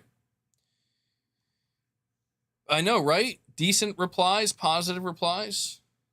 Nerd culture took over culture. Even people like Henry Cavill and Terry Crews built their own gaming PCs. Yeah, I mean, you kind of have to feel bad for the first wave of true nerds where, like, they had to suffer, you know?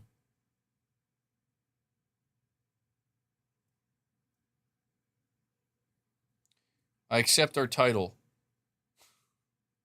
We are the gamer nerds. I mean, I feel like if you listen to my discussions on how neurotic and intense and serious I am about trophy hunting, like, yeah. It's pretty nerdy. Gets pretty nerdy up in here. I heard building a PC is like Legos. That's what I heard.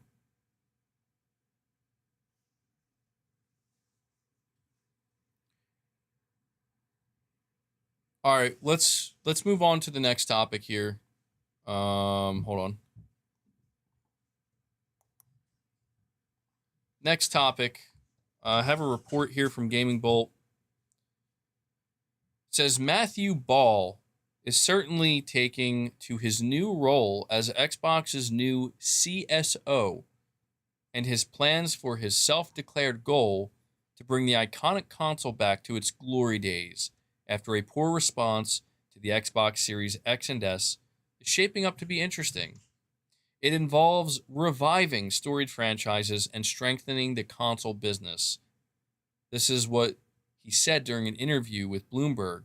And we have to say that it sounds like a good way to bring gamers back to Xbox, especially with Project Helix shaping up to be a strong contender among upcoming next-gen consoles. So let me see what this interview is. Okay, it's not there anymore.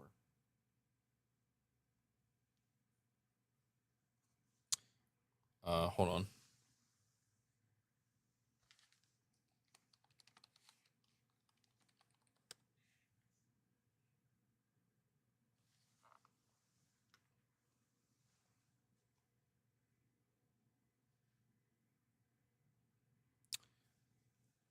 Colt Eastwood put out a video 4 hours ago titled Xbox Exclusives Are Back.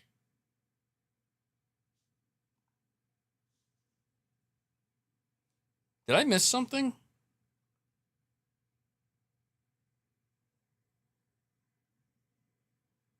That's a surprising title.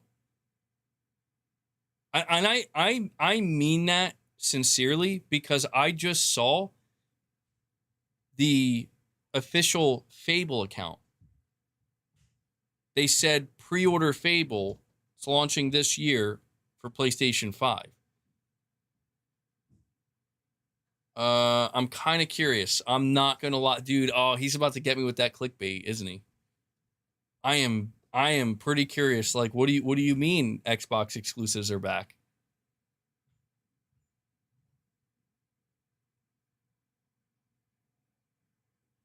Did Asha Sharma say something? Hold on. Let me check. I love when Xbox people put this PR talk out. It puts fanboys on both sides into a meltdown.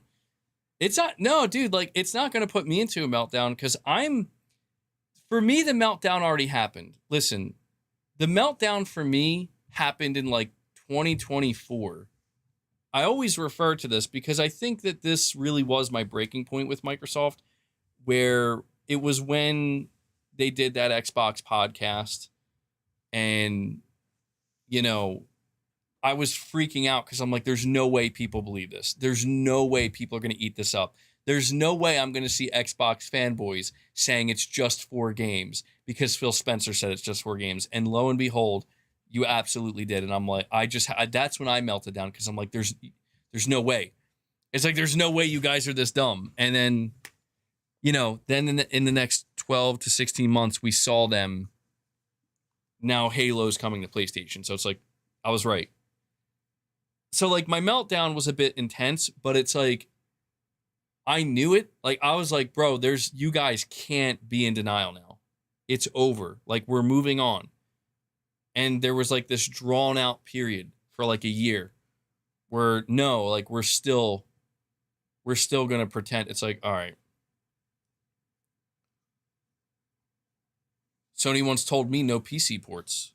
Even Sony didn't say it yet. They didn't say it yet. No, you're right. They all lie. And that's why, like, dude, when we talk about the idea of Sony going back to only on PlayStation, I caution PlayStation players. Like, celebrate it, sure. Like, cool, man, high five. We're back to the glory days. Just like if Xbox goes back to exclusives, cool, man, that's huge. But at this point, I think, if anything, oh, you're talking about 15 years ago. At this point, I think what it really signals is that, like, no matter how much you believe in the direction that they're going in or what they're doing, just understand that it could change at any time. For no other reason than it's just not working anymore and they need better profit margins. They need to grow in a different way. And I think people maybe now understand that, but I need to check out this Colt Eastwood video because he's saying exclusives are back. Like, okay. Okay, let me see. Hold on.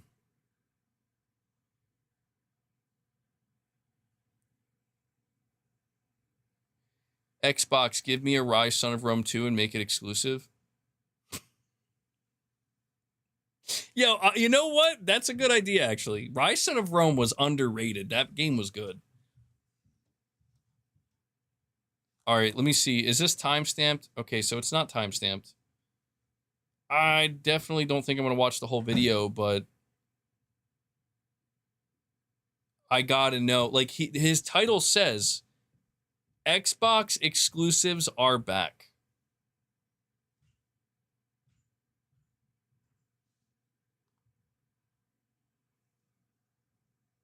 They're back. This is your gaming weekly news. Oh, okay. So it's like a weekly news thing. All right. I'm just gonna keep it audio only for right now. Xbox's Asha Sharma has brought in 2 new leaders: Matthew Bell, a chief strategy officer, and Scott Van Vliet, a chief technology officer. But one of these positions has really made a huge rumble in the games industry, coming from the famous metaverse discussion. Matthew Bell is going to be a huge change and a fire under Xbox, which might actually change the entire exclusives discussion. Scott Van Vliet comes from Core AI, and he is in task of making stronger and better delivered products and increasing efficiency within Xbox. Now, everyone's wondering or concerned about coming from AI. Matthew, as a new hire, is one of the biggest highlights, and Asha Sharma said, quote, he's widely respected across gaming, media, and technology, and a longtime gamer. And Matthew Bell has already been advising Asha Sharma in her new role as head of Xbox. Matthew Bell blasted his Twitter account and leaves only his new Xbox tweets, but said, quote, my focus will be on reviving storied franchises and strengthening Xbox's console business. Unlike many of the people that have been brought in to usher in the brand new Xbox, Matthew Bell does have a strong gaming history. Yo, I just realized Colt Eastwood looks kind of like Bear Grylls. I know I don't have his video up right now, but I'm just like looking at him. I'm like, he looks a little bit like Bear Grylls, just a little bit.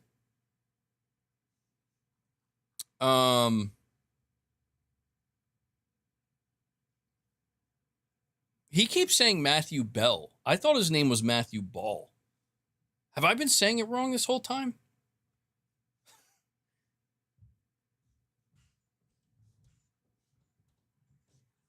No, it is Ball. He has it in the title, Matthew Ball. So he keeps calling him Matthew Bell. All right. And is tied into modern technology. But an interview in 2024 points to where Matthew Bell probably doesn't really want Xbox Game Pass around.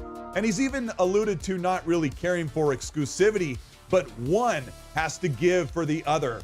He said in 2024, quote, with 25 to 30 million subscribers worldwide, Game Pass reaches no more than 20% of the US console and PC gamers.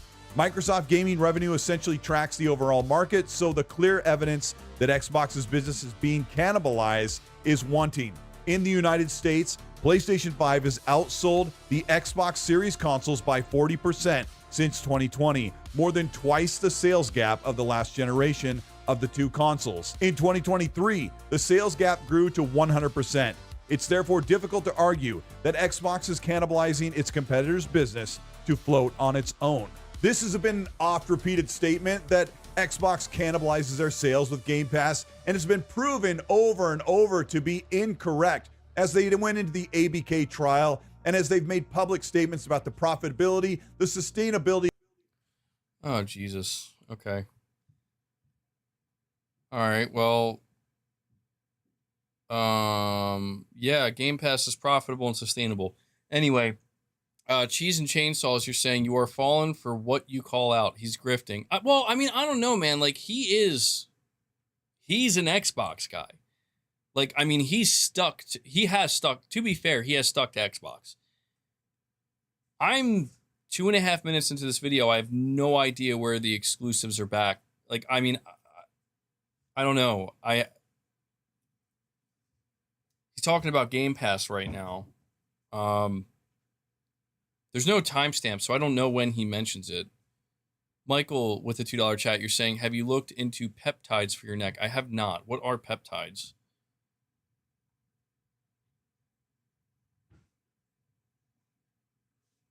I mean, dude, is Colt Eastwood a grifter? I don't know. I don't follow him close enough to know. The only thing I know about Colt Eastwood is he's Xbox loyal. Like, he'll follow whatever they do. But I'm just confused because I have been covering this whole thing. I don't.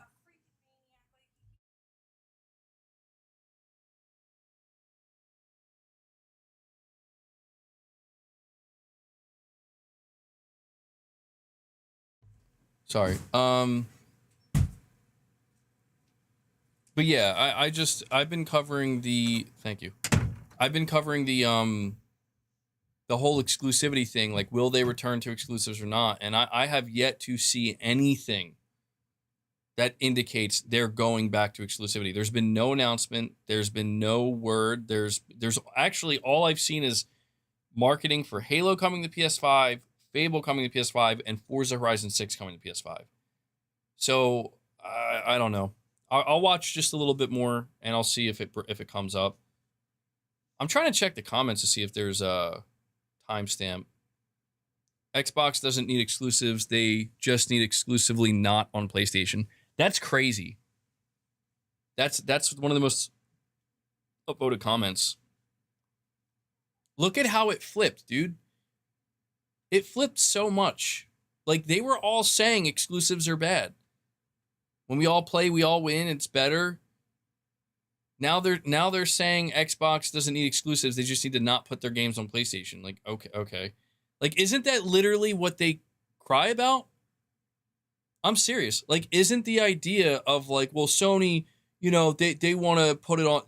They'll find these second-party games and they'll put them on PC, but they'll just purposely keep them off of Xbox. They'll pay to keep games off of Xbox. It's like, are you not advocating for the same exact thing right here? Like, it's weird. This is such a weird time, man. Elder Scrolls to exclusively launch with Helix. Forza Horizon 6 is getting people to buy the Series X. Oh my God. Oh boy. Okay.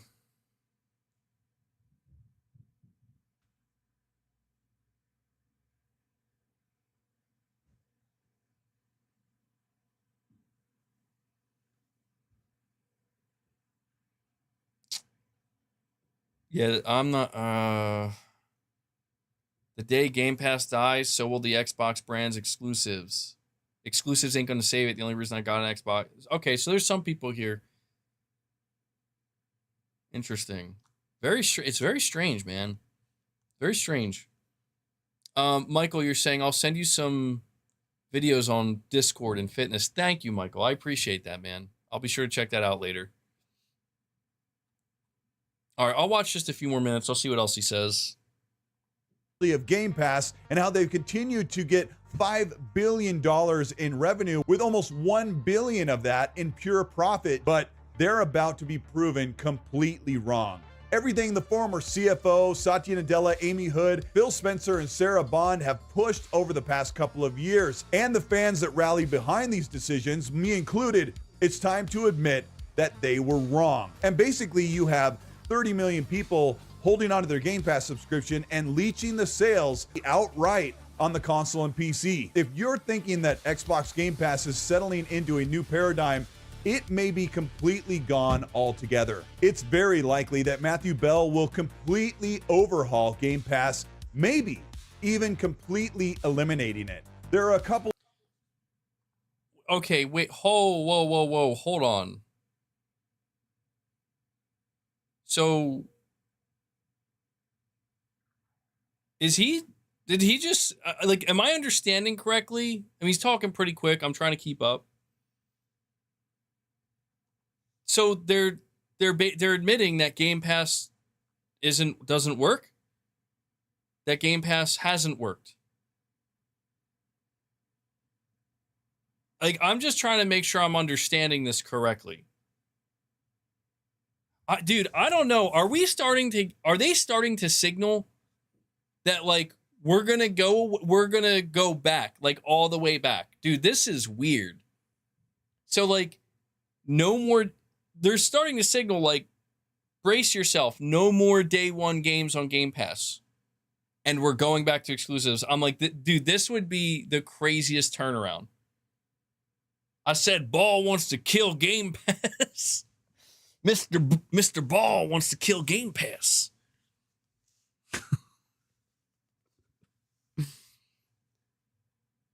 Well, that's what he's insinuating. Like, he's insinuating based off of Matthew Ball's past comments, which is interesting because I didn't know he said that in 2024. That, like, he's basically been brought in to be the Reaper for Game Pass. Oh, boy. Oh, dude. Let me tell you something. I'm just going to say it, man. So many Xbox fanboys, and I'm not even saying it in a negative way, in a negative connotation. They want this. They want to go back. They'll sacrifice anything. Game Pass, day one Game Pass, doesn't matter. Go back to focusing on the box and the exclusives for the box. So many Xbox fans want that, and I'm not opposed to that. I keep saying, like, dude, if this is what they're signaling, I hope it's true. Like, these guys that are out here, like, make Elder Scrolls 6 exclusive. Yeah. Do it. Microsoft, fucking make Elder Scrolls 6 exclusive. Because you know what? That's going to sell your box. And you know what? That's going to make Sony be like, whoa. We don't have that on our box. We got to do something. Yeah. That's called competition. Go for it. I'm all about it. You don't think they're going to go back to that? You'd be pissed because Microsoft bought these publishers and Sony doesn't have the quantity to match Xbox if they made everything exclusive. I mean, I get that too. Yeah, I kind of understand that where it's like, whoa, Microsoft, you bought all these publishers, you know, and these were all games that were going to be multi-platform. I get that. Yeah, I kind of get that angle too, but I don't know, man. Like, this is where Sony, it's like Sony's in a dominant position. I don't know. We'll see.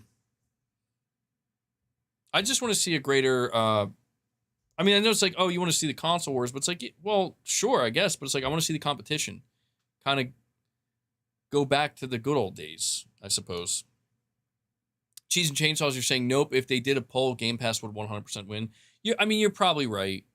I mean, I'm really referring to the really radical, die-hard Xbox fans that, not even radical, but just like the older Xbox fans. I think a lot of people these days, if they were given the option, like, yeah, you either go full exclusive or you know, or you get day one Game Pass, but you can't have both. I think, yeah, Game Pass would probably win.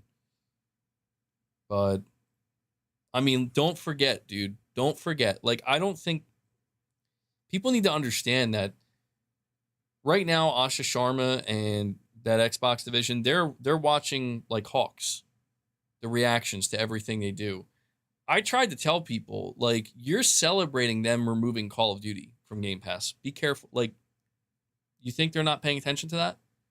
Do you think they're not really paying attention to the fact that they removed quite literally the biggest reason for people to subscribe to Game Pass in the last 4 years or 3 years? They removed it and you cheered it on because they said, we're going to save you $7 now. And I get it. You're saving something, but they removed it. And and they got praised for it. So I guess I'm just saying, like, don't be shocked if they're like, actually, we're going to remove a couple more. We're going to lower the price, but we're going to keep removing and lowering the price until basically over time we deconstruct what Game Pass was supposed to be. I wouldn't be shocked if they did that because, you know, that's the thing. It's like, yeah, I'm glad they removed it because I wasn't playing it. But that's the thing is it's going to continue to be that until it is, oh, wait, that is the game I wanted to play, though. I don't know, man. I mean, you look at Forza Horizon 6, bro, and I would love to know. I mean, that game is selling incredibly well. I would love to know how many more sales it could have had, potentially, if it wasn't day one on Game Pass. Probably a significant chunk, I'd imagine. But, we'll see. All right, I'll watch just a little bit more here.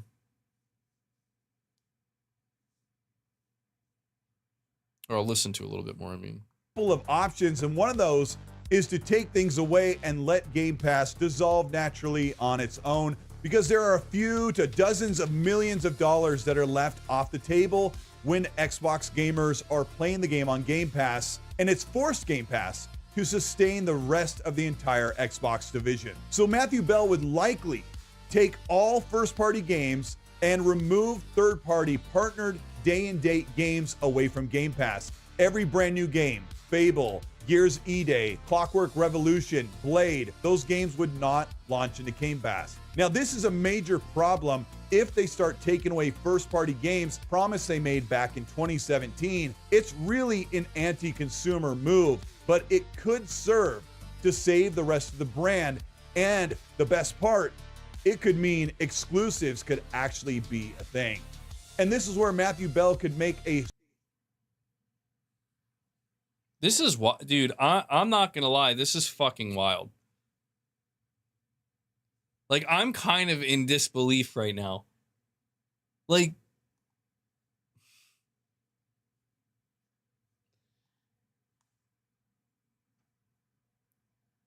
the thing I'm in disbelief with is, like, so, in other words, everything PlayStation players have been telling Xbox players for the last 6 fucking years during the entirety of the PlayStation 5 generation. We were right?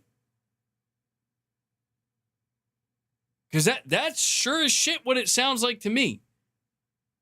Like, remember when all these guys were like, come on, Sony, put your games day and date.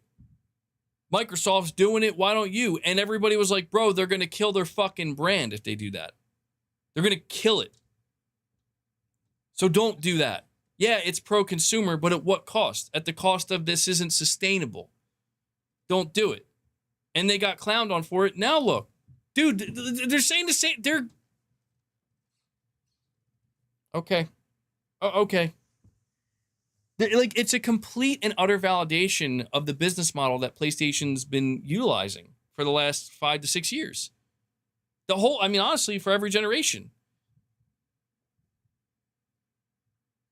I'm just surprised that they're just like, boom, 180, one fucking 80. Like, it's nothing, but it's like the support that they're, it's okay. Okay. What is, dude, what? You gotta be kidding me, bro. He keeps calling him Bell. It's Paul, it's not Bell. You're making my autism flare up. Cheese and Chainsaws, you're saying, if they were to do it, then go full on and take all ABK, Bethesda, Minecraft, Call of Duty, once the deal's up, games off PlayStation, actually try then. Then they would, yeah, then it would work. I agree. If they did everything full sweep, that'd be nuts. Oh. If you know what I would do if I was Sony right now? No joke. Do you know, like, the most important thing I would do if I was Sony right now? Where it's like, Sony, if you're not doing this, you deserve what's coming. The most important thing I would do if I was Sony right now, like, I'm in a board meeting and I'm like, there's like something we have to prioritize right now. It's not going to come to fruition overnight. I mean, signing deals, sure, but for me, no joke, we need to make our own Call of Duty.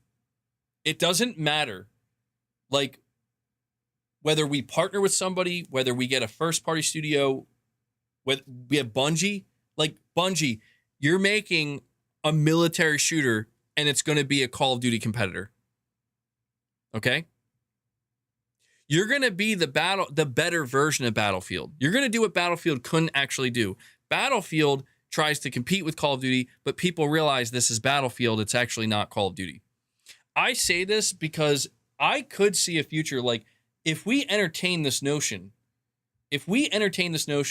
that in the next 6 to 8 years, give or take, maybe less than that, if Asha Sharma is like, no, we're making the comeback. We're doing the opposite of everything Phil did. We're going back to exclusives. We're selling the box. We're going to have different boxes. And they're like dead serious. And it's like, we're going after Sony again. That would mean that eventually they will make Call of Duty exclusive. They will at some point. Even if it's like 7 years from now, they would do it. And the problem with that is that if they do that and Sony doesn't have something to fill that gap, Sony is fucked. Like, no matter how you as a PlayStation fan feel, you may think, man, I hate Call of Duty. It doesn't matter. Doesn't matter. If Call of Duty wasn't on PlayStation would be probably a third of what it currently is. Or at least like a fifth. It would be quite devastating to their bottom line, is what I'm trying to say.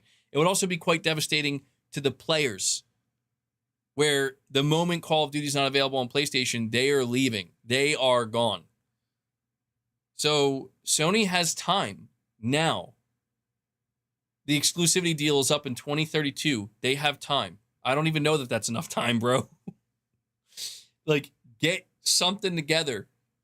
Make an investment. It doesn't matter, because I've had this feeling for a long time that, we always talk about Microsoft would never take Call of Duty off PlayStation, but it's like, what if they did after the deal was up?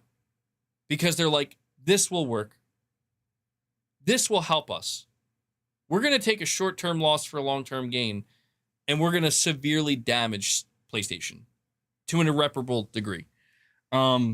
This is why Jim Ryan shit his pants when he found out Microsoft was acquiring ABK, because that's what he assumed they were going to do. Keep in mind, Jim Ryan had a phone call with Phil Spencer. And, Phil Spencer was like, yeah, we'll give you a 3-year deal, which is maybe standard protocol. But I wouldn't be surprised if he told Jim over the phone, like, come on, Jim. You know what we're here to do. You know what I'm trying to make happen. Because Jim was scared. Dude, Jim Ryan, he was like, it was like he couldn't believe it. He was truly fucking scared. Like, they're trying to fucking kill us. So I'm like, if in the end that is the direction they go in, Sony, you need to have something to fill that gap, because if Sony ever loses Call of Duty, I'm not saying it's over, but it's like PlayStation's reign will probably come to an end. Like, they will no longer be the top dog, because you're going to lose so many millions of players. Unless you put something out that can compete with it in time to make those Call of Duty players be like, what? It's almost like Sony has something. I don't think they could do SOCOM. SOCOM would not be a Call of Duty competitor, but I don't know. Cheese, you're saying ends 2033, but Call of Duty could be dead by then. If they pull every game they have, and they own a lot on PlayStation, it could work better than Game Pass driving people over.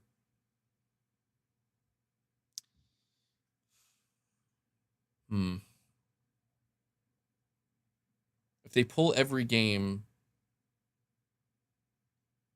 and I'm trying to understand what you're saying here. If they pull every game and they own a lot on PlayStation, it could work better than Game Pass driving people over.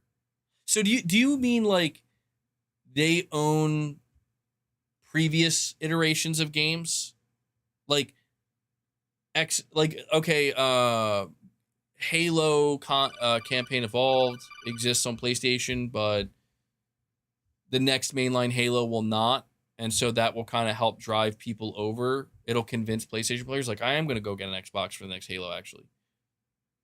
Like Minecraft, Doom, Diablo, Elder Scrolls, Fallout. And you're saying, like, if they were to, in the future, make those games exclusive, perhaps?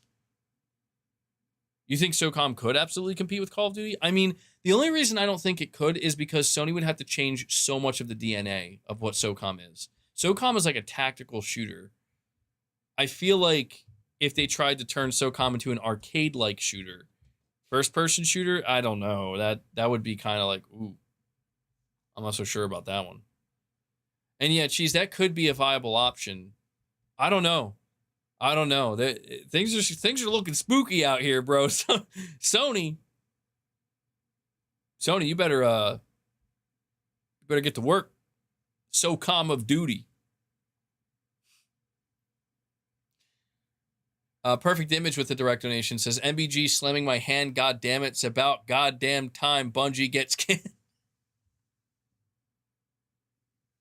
Perfect Image is like, god damn, why Bungie still exists? Bungie gotta get fucking executed. I can't believe this.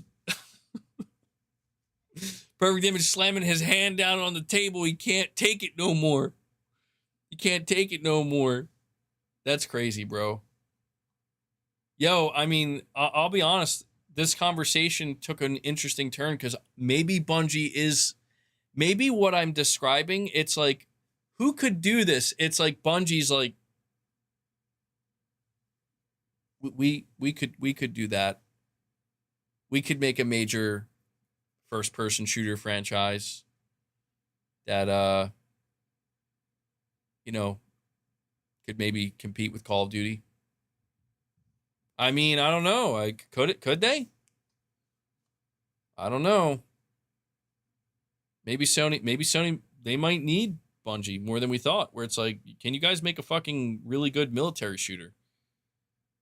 I mean, let's face it, man. Bungie is a lot of things. They've messed up a lot of things. They've screwed up a lot. But if there's one thing I can say Bungie still has, truly, is they know how to make a good feeling shooter. If you play Marathon, one thing you cannot say is it doesn't feel good to shoot those guns. So I don't know. Like maybe that's what they do next. Maybe now's the time. Hey, like if I was at Bungie and I knew that like we need to present something to Sony that's gonna win them over. This is what I would do. I would be like, we're gonna fuck it, man. What if Bungie made a modern military shooter? Or it doesn't have to be modern, but just a military shooter. Fuck it. Make your own Call of Duty / Battlefield. Forget Destiny. That's done. Forget Battlefield had one job and fumbled. I don't even think it's Battlefield's fault, dude. You know what I think it was? I think people were so underwhelmed by Black Ops 7. So many people bought Battlefield in spite of Call of Duty. But at the end of the day, I remember somebody told me that they're going to realize it's a Battlefield game. This ain't Call of Duty, bro. It'll never be Call of Duty. And I think that's what happened is people realize, yeah, this isn't Call of Duty. So I hate to say this. I know this sounds shitty. I know it sounds shitty, and I know a lot of PlayStation fans would disagree.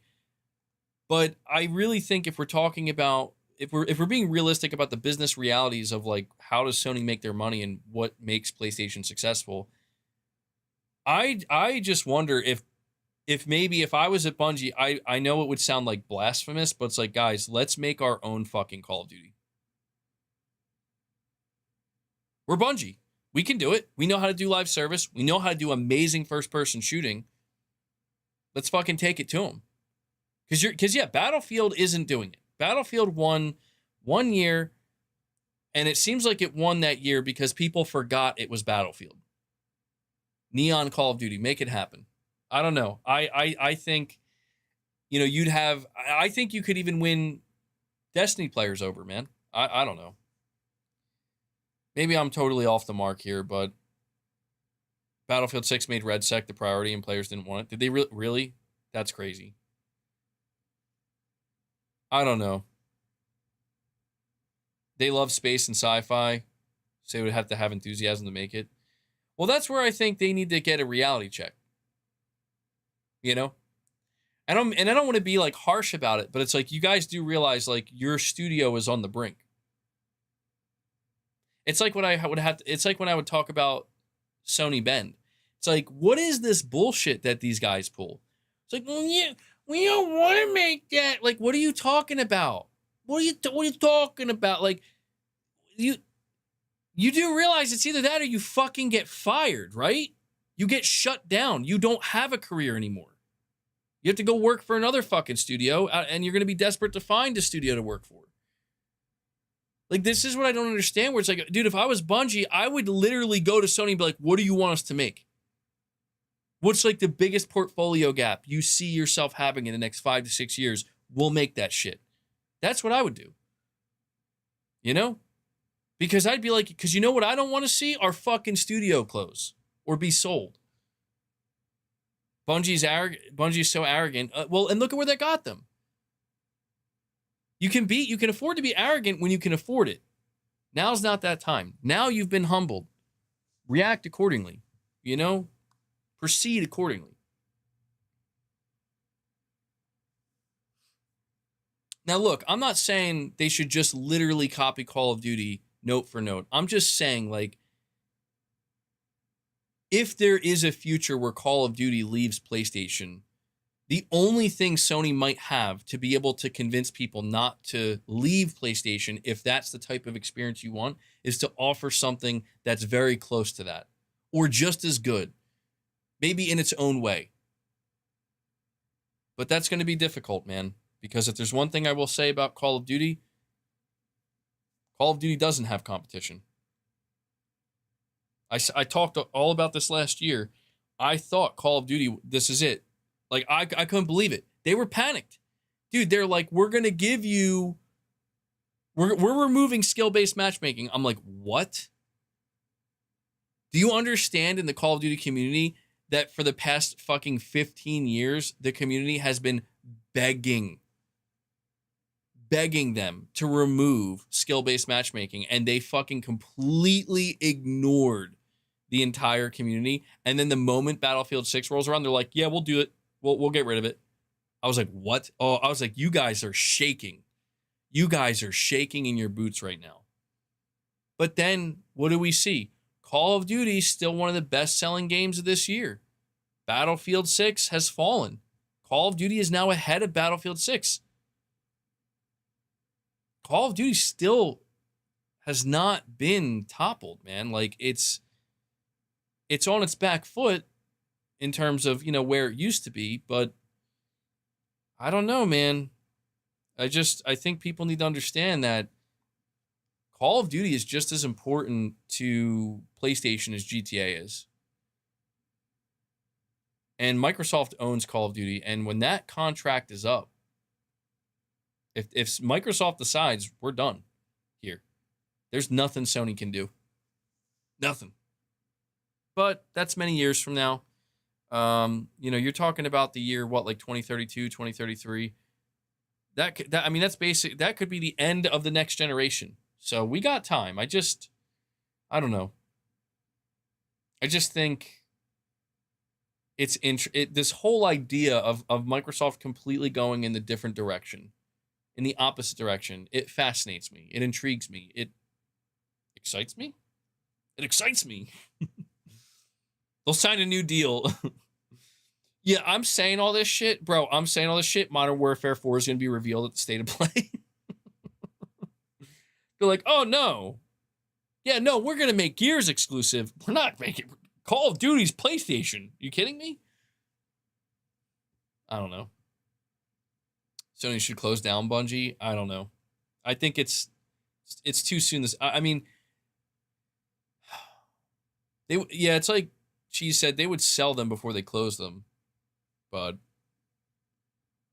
I don't know. I don't know what the future of first-person shooters looks like for Sony.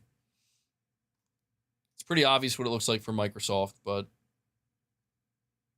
all right, hold on. We'll go back to this video for a little bit. Let me see. Strong decision between, should I hold on to Game Pass the way it is, or should I let it die and let us have exclusives and make sure that all of those 30 or 40 million people on Xbox Series S and X are buying the games instead of playing them for free on Game Pass? Now let's talk about exclusives. How could they do this? This could be a horrible mixed message where over the past year or two, they've said a lot of our games, or most of them, are going to go to PlayStation or Nintendo Switch, and there are no more exclusives on the Xbox platform.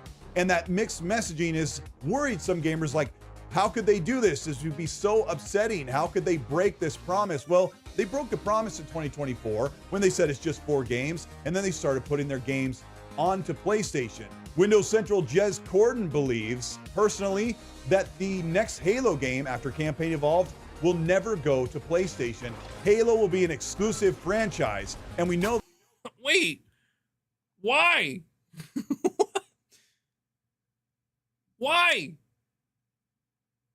I don't get it. What is going on, dude? You have like the community manager of Halo saying Halo is on PlayStation going forward. But now, according to Jez Corden, Halo is going to be a permanent exclusive, the next proper Halo? Like, I don't understand what the fuck is going on. Then what was the point of announcing Halo for PlayStation? Was this just some humiliation ritual for Phil Spencer? Is that all this was? It's starting to seem like Phil had to pay. Phil, do it. You will leave in great shame. You will be the one. You will be the man who put Halo on PlayStation. And Asha Sharma will be the woman who brings it back. You failure. You piece of shit.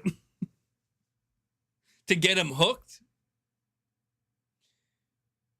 I don't know, man. Like that's a crazy theory. To get him hooked. All right, you bought the game. Now you're going to go buy the console to buy the game. No, you're still not? Oh. Like I don't know. It just feels I don't know. It's all getting weird up in here. No one knows what the fuck's going on anymore. Perfect Image with another direct donation says, MBG, we don't need a Call of Duty replica. No one made an Air Force Navy game. Let's make that. Sony would bring the flight sim people an Air Force Navy game. An Air Force / Navy game. What's that one? Isn't there like Ace Combat, right? Isn't that Ace Combat? Cheese and Chainsaws, you're saying PlayStation put Spider-Man 1 and 2 on PC, but not 3. Same thing. Yeah, but like, clearly, I guess what I'm trying to say is like Sony, you remember when Herman Hulst, he said, he was like, well, part of the reason we put these games on PC is because we're hopeful that if they get introduced to the franchise, they'll go out and buy a PlayStation. Yeah, how did that work out? Are people did the PC players go buy PlayStations? They didn't. They barely even bought the game. But they definitely weren't going to buy PlayStation. Like, I don't know. Unless Sony's whole idea is like, now we pull back PC because guess what, guys? Hey, all you PC players, you got to taste the Horizon. You got to taste the Ghost of Tsushima. You got to taste the God of War. You got to taste the Last of Us. We're not coming to PC anymore. You got to buy a PS6. I don't know, man. I feel like PC players are like, no. I feel like that's the response. And I feel like the response from PlayStation players would be the same. Where if Microsoft is like, yo, we gave you Halo. We gave you a taste of Halo. We gave you a taste of Gears. Gave you a taste of Forza. Maybe if Forza Horizon 7 is exclusive. Now you got to buy a Helix. I feel like PlayStation players are going to be like, yeah, no, I'm good, bro. I just bought a PS6. I'm good. I don't know. I don't know what the play is here, Chief. What's the plan here? They got a lot of different plays we could run from the playbook.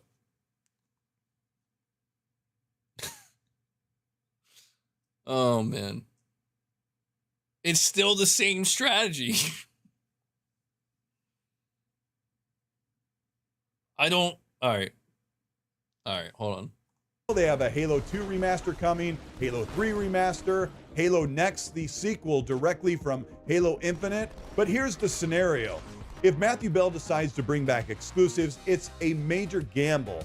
The one major problem that Game Pass has created, their core audience on the console doesn't really think they need to buy games. I can't tell you how many times I've sat down to play a game, like when Crimson Desert came out. Hey Colt, is it great? Is it good? Do you like it? I'm like, I absolutely love it. I can't stop playing it. And they'll say, awesome.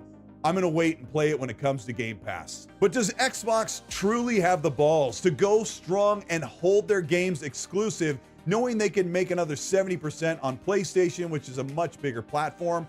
Or the problem being, can they actually sustain exclusives with their console base? For example, across the world in Europe, it can be very difficult to find Xbox Series consoles in stock. In North America, it isn't a problem at all. I can't tell you how many times I've gone into my local Walmart or Target and seen the same 5 or 6 Xbox Series consoles sitting there since Christmas. They can have exclusivity, and they do have an intact player base of some 30 or 40 million users without worrying about selling consoles where they'll actually make more money directly from revenue instead of relying solely on Game Pass. This is the argument where Asha Sharma said she wants to do something about exclusivity, not the fast option, but the right option. PlayStation has finally brought some clarity to the rumor that they will, yes, pull their single-player action-adventure games off of PC, not releasing them day and date or even a couple of years later. In fact, Herman Hulst told the town hall meeting for PlayStation that they are moving away from releasing their games at all when it comes to single-player titles on PC. This is a huge move that is going to lose them some amount of revenue, as they've sold games very well across Steam and PC, Epic Game Store. But now they're going to focus on getting those sales directly with their existing customers. Wait, have they? Have they sold very well? I don't know. I disagree with that. I feel like that's the exact reason why they're not. I think maybe they had a couple games that sold, oh, okay, it's not too bad. I mean, there's Helldivers 2, but that's like the major exception. So I don't know. I want to remind people, not PlayStation's PC revenue made, I think it totaled up to about 1.5% of all their revenue across PlayStation, and the vast majority of that was from Helldivers 2. So if Helldivers 2 was like 50% of that, what are you left with? You know, not much. Definitely not much. Hold on. Let's see. Customers and helping to grow people that have not purchased a PS5 yet. And I think that's really smart because PlayStation doesn't have a console shortage, and they definitely don't have a shortage of people that want to buy a PlayStation 5. But the best part about this discussion of PlayStation pulling away from PC is that it's absolutely correct. This is a major move they are doing directly, and they admitted this is because of the Xbox Project Helix, which is set to come out by the end of 2020. Wait, wait, what?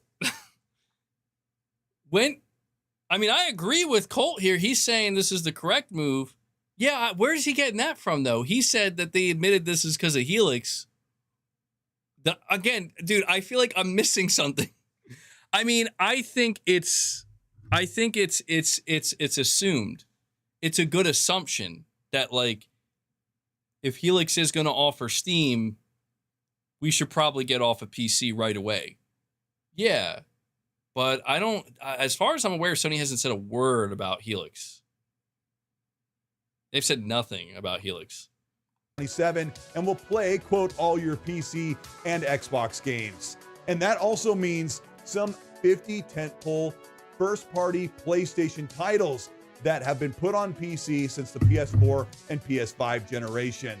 As it stands right now, even if they stop putting games like the upcoming Wolverine or Soros onto PC, you still have a wide selection of their best games available on PC to play on Xbox Project Helix. This is the chain of competition. PlayStation is directly competing with Xbox, and now Xbox is directly competing with Steam on PC because they'll be doing both console and PC hybrid, just like the Steam machine, which is set to come out sometime by the end of 2026. Xbox just announced player voice. All right. I'm going to have to start changing my titles. I'm getting left fucking behind in the YouTube game, dude.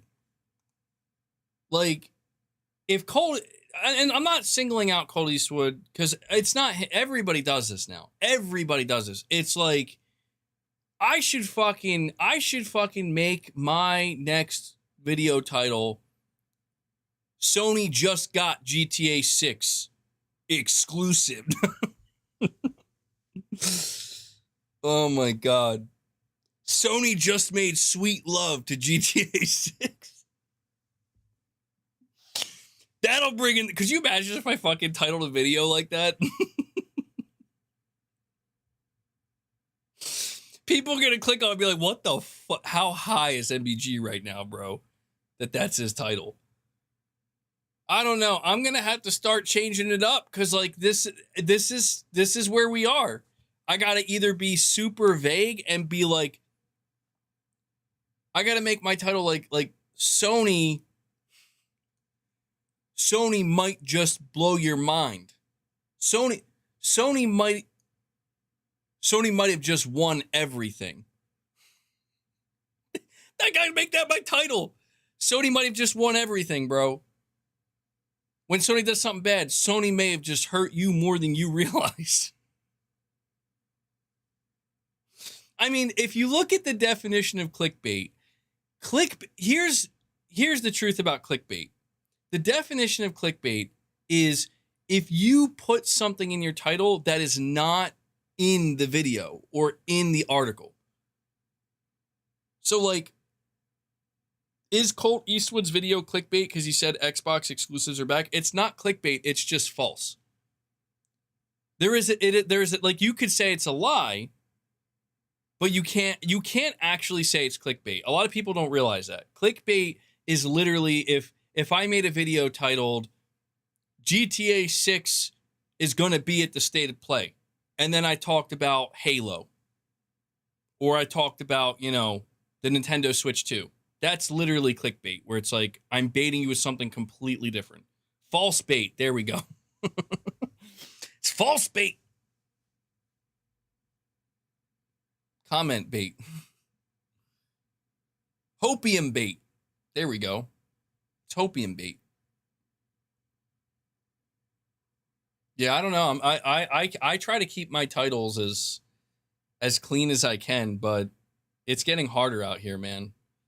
It's getting harder. Where like the most common thing to do now is to be vague and concerning.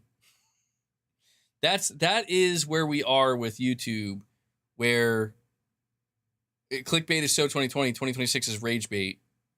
Yeah, or like concern bait, Like you have to be vague and concerning, or you have to just make people angry. I don't know.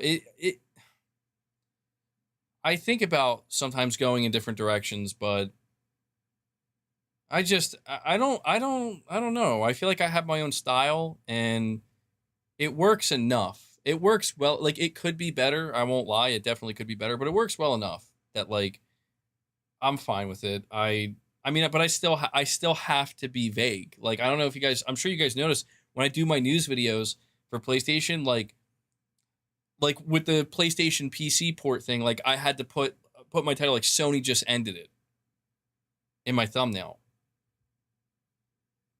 If it was up to me, I would love to write in a box like Sony or like Herman Hulst announces they're not putting PlayStation games on single player games on PC anymore. I would love for that to be it, but it's like, dude, for some reason, like when people see that, they're like, I'm not even gonna click on it. I don't, whatever. So, I don't know. My life is over. I'm so worried about PlayStation. That's what you see now, yeah. Dude, oh my God. Bro, I gotta tell you this. I was scrolling YouTube the other day. Listen, this is important context. It was the day Sony announced their State of Play. Okay, it was the day they announced the State of Play. And I saw this video pop up on my feed. I don't know who the YouTuber is. They had like 800,000 subs, though. I forget their name. I think it started with an M or something.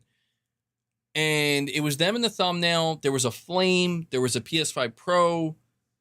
There was something else in the background, PlayStation related. And it said like PlayStation is collapsing or something. Or like PlayStation is collapsing right in front of you. And I was just like, there's no fucking way. And it had like really good views. And I'm like, how did we get here? Where like somehow Sony announces a massive state of play. And it's like, it's like, this is good news. Like, we actually got something good for once.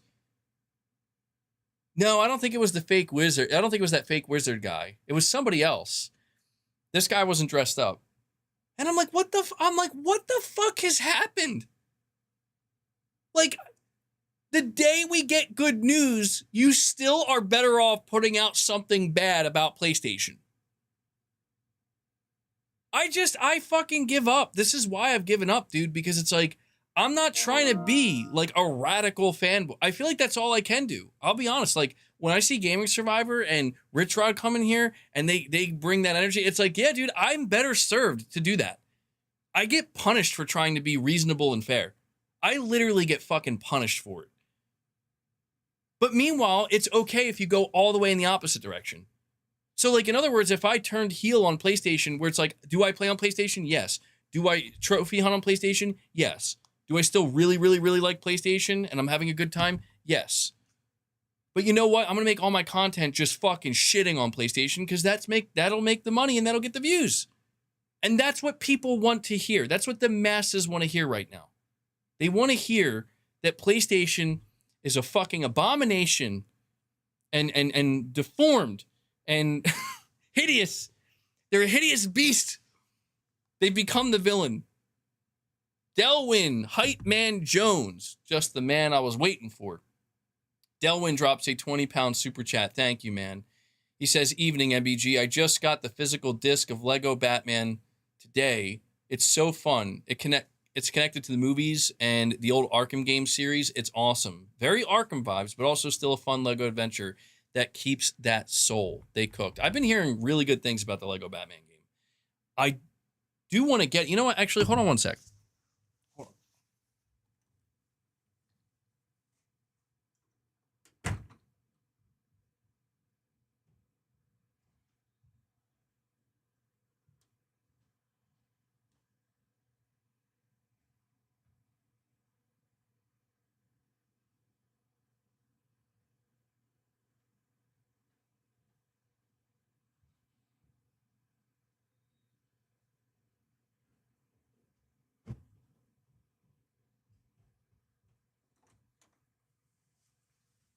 Sorry about that. I went to go check because Mrs. MBG went out today and she was going shopping for some stuff. And I asked her when she was out if she went anywhere where they sold games to see if they had Lego Batman or Pragmata, one or the other.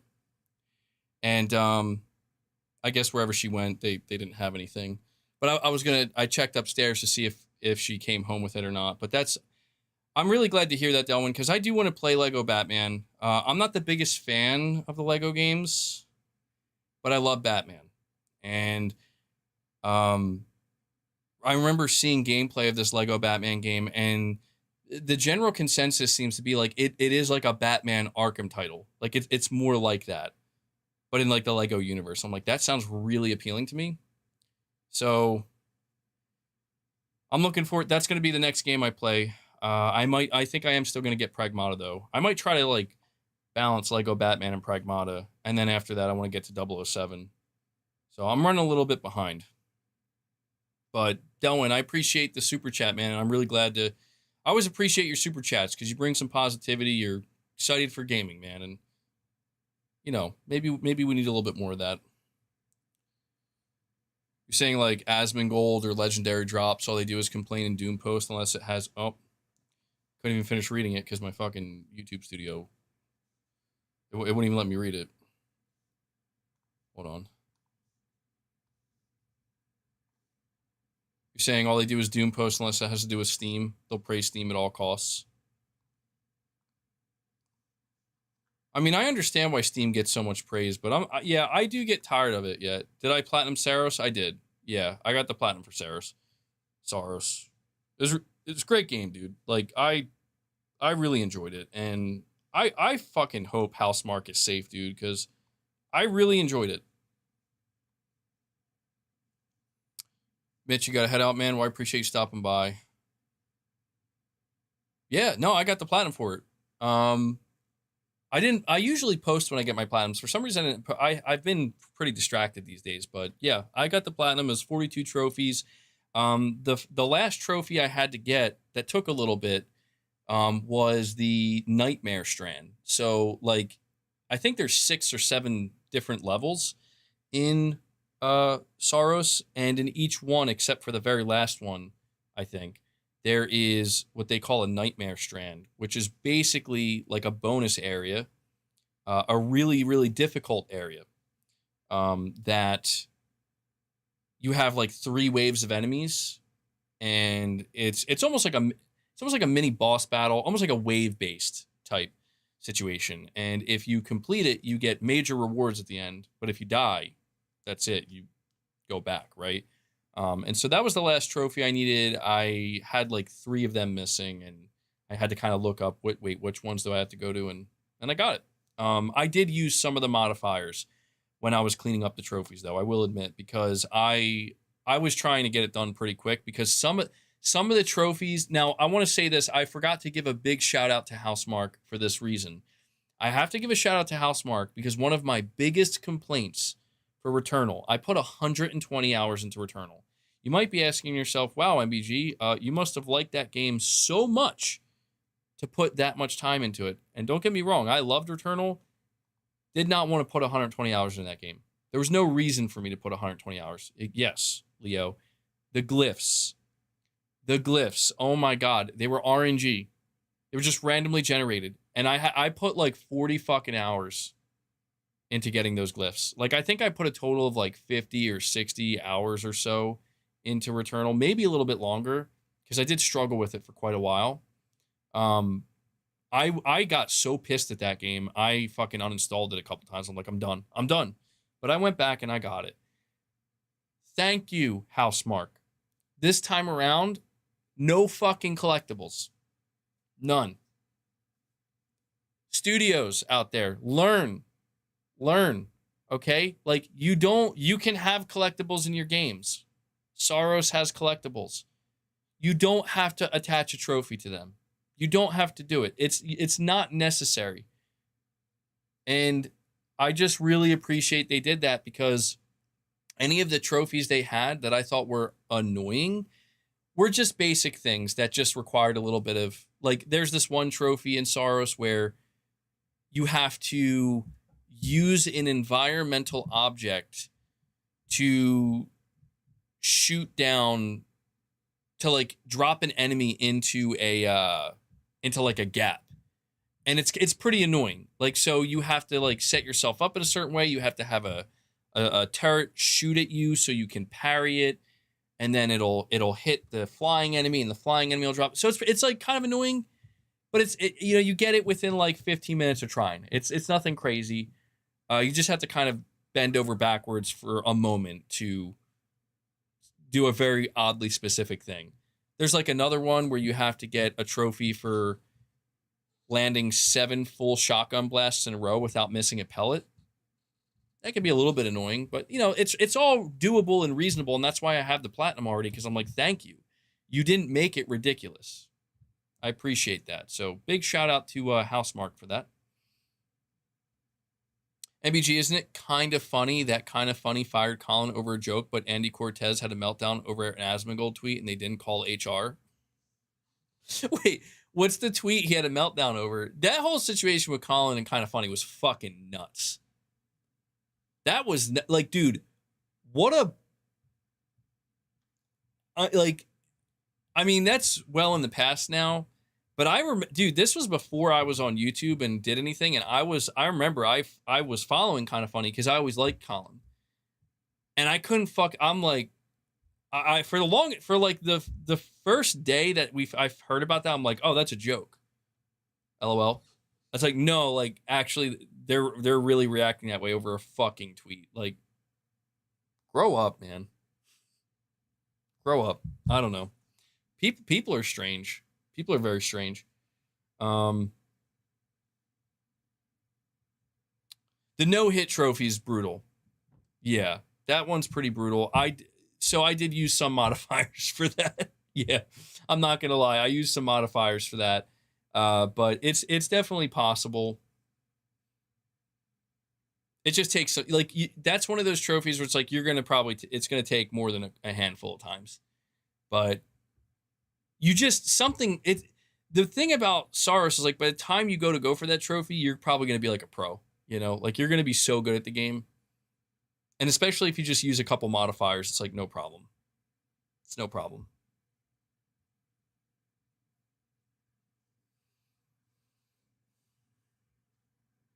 I've searched info on their beef, but no luck in finding out what happened. If I remember correctly, all that happened was it was like it was some kind of National Women's Day for something. Wait, actually, hold on. Maybe I am forgetting. I remember Colin tweeted something like, finally, some peace and quiet or something. But it was in reference to like was it like a day of silence or something for women? I'm pretty sure it was something along those lines, and they were. No, I don't think it was. I don't think it was that. He said his girlfriend should make him breakfast or something. No, I don't think it was that. I'm fairly certain somebody here's got to have a better memory than me, but I'm fairly certain it was like it was something like that. It was like a day, it was like an exercise of like a day or like a national day without women or whatever. And he like tweeted like, finally, peace and quiet. It's like a fucking Al Bundy joke, man. And they were like, you're fired. Like, and that it was so crazy because they were like his friends. Like him and Greg Miller. Like Greg Miller was like his best friend. I'm like, what the fuck?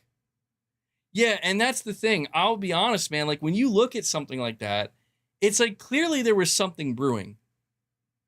They didn't just get rid of you. They didn't get rid of him just because of a tweet.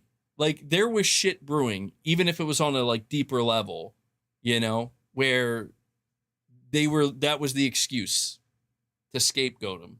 And yeah, I mean, but hey, look at how it worked out, right? Like he's got his whole thing now with what was The Last Stand. So that was like the biggest meltdown. And the shit they even say now in comparison, MBG, he was too outspoken and smarter than them. What was he's calling him a racist on X. Okay. Yeah, I mean, I don't know if going after Asmongold is the smartest idea. I mean, you can have your opinions, you know, but it's like, what do you hope to achieve going after Asmongold? You know, like he's got his following. He's isn't he like the most watched streamer in the world? Right? He's like number 1 or 2. It's like, what do you think you're going to achieve here? You don't have to like him. And I feel that way all the time about different things that I see. It's like, I'm not a fan. I don't care. I don't like that. But it is what it is. Like the people have spoken. They've chosen what they want and what they support. And, you know, if you want to make it a moral conundrum, go for it. But no one cares. You know what I'm saying? Like, you can care and you can have your own morals and you can have your own beliefs and you can be outspoken about them if you want, but no one cares. No one's going to care the way you do. So stop trying to make them. You know, you gotta let things just happen naturally. If you think people are making a mistake, let them make the mistake. If you think you're right, then, and I could use my own advice, but sometimes you just gotta do your own thing. Let the pieces fall where they may, I suppose. He's playing victim now after Asmon fans apparently are going. in Kind of Funny's chat. Well, I mean, that's the thing, bro. Like, you can't. I mean, what do you expect to happen? Oh my god, my eye is itching again. That thing is happening. What do you expect to happen? You expect to call out the biggest streamer in the world, and then that's it? Okay, you're gonna see me itching my eye like a crazy person. I'm sorry. That thing is fucking happening again, though. I don't know why. Like, I'm having some kind of allergic reaction. Oh my god. It's like one of those itches. You know those itches where it's like, oh. It's one of those.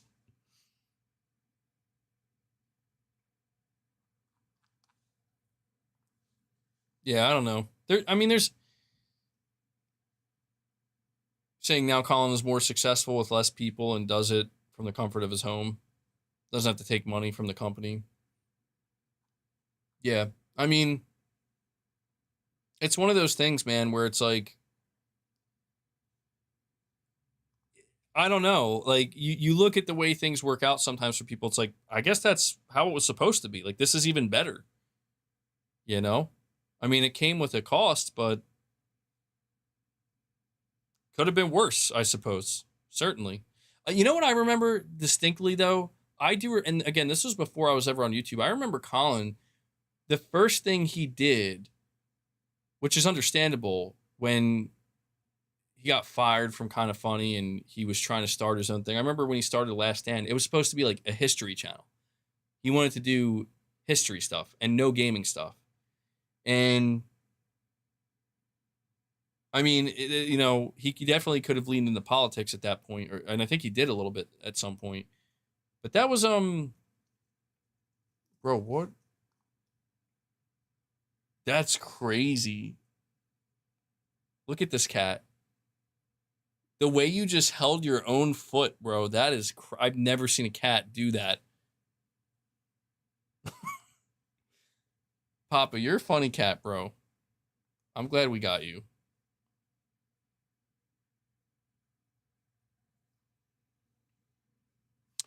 I read that Colin reached out to Greg about his PlayStation account getting hacked. Really? Oh, yeah. Yeah, I read that too.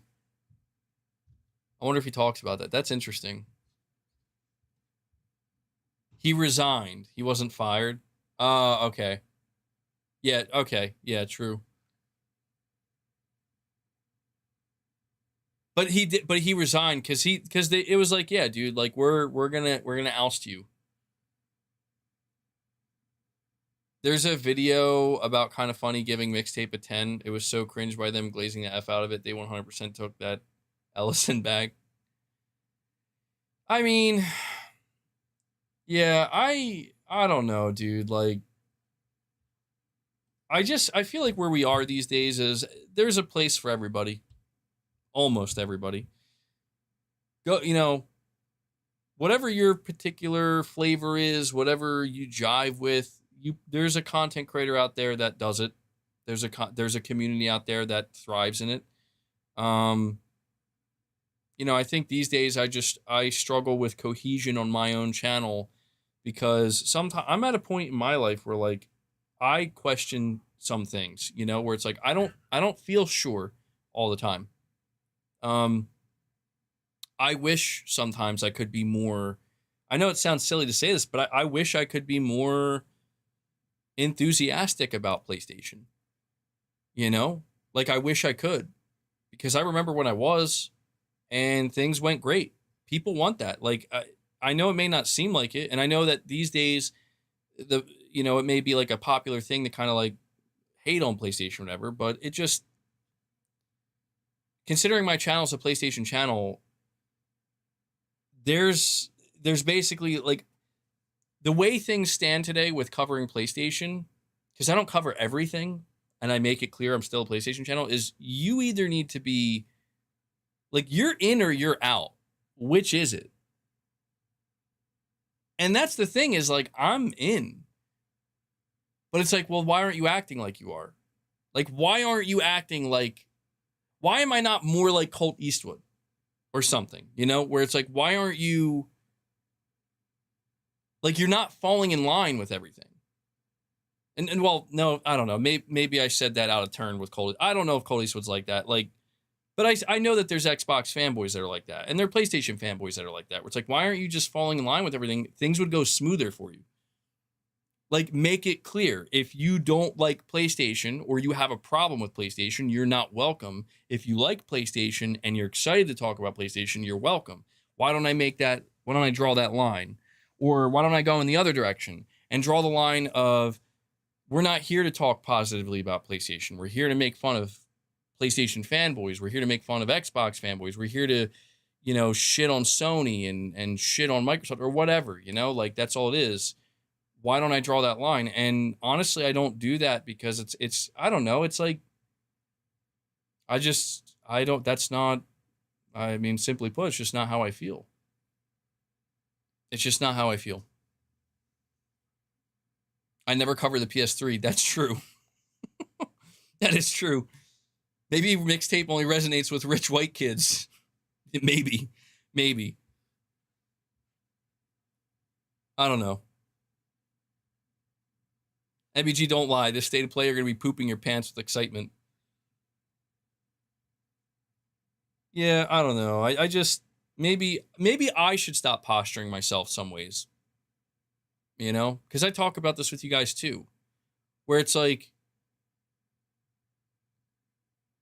so like, I've gotten feedback from different people over the years.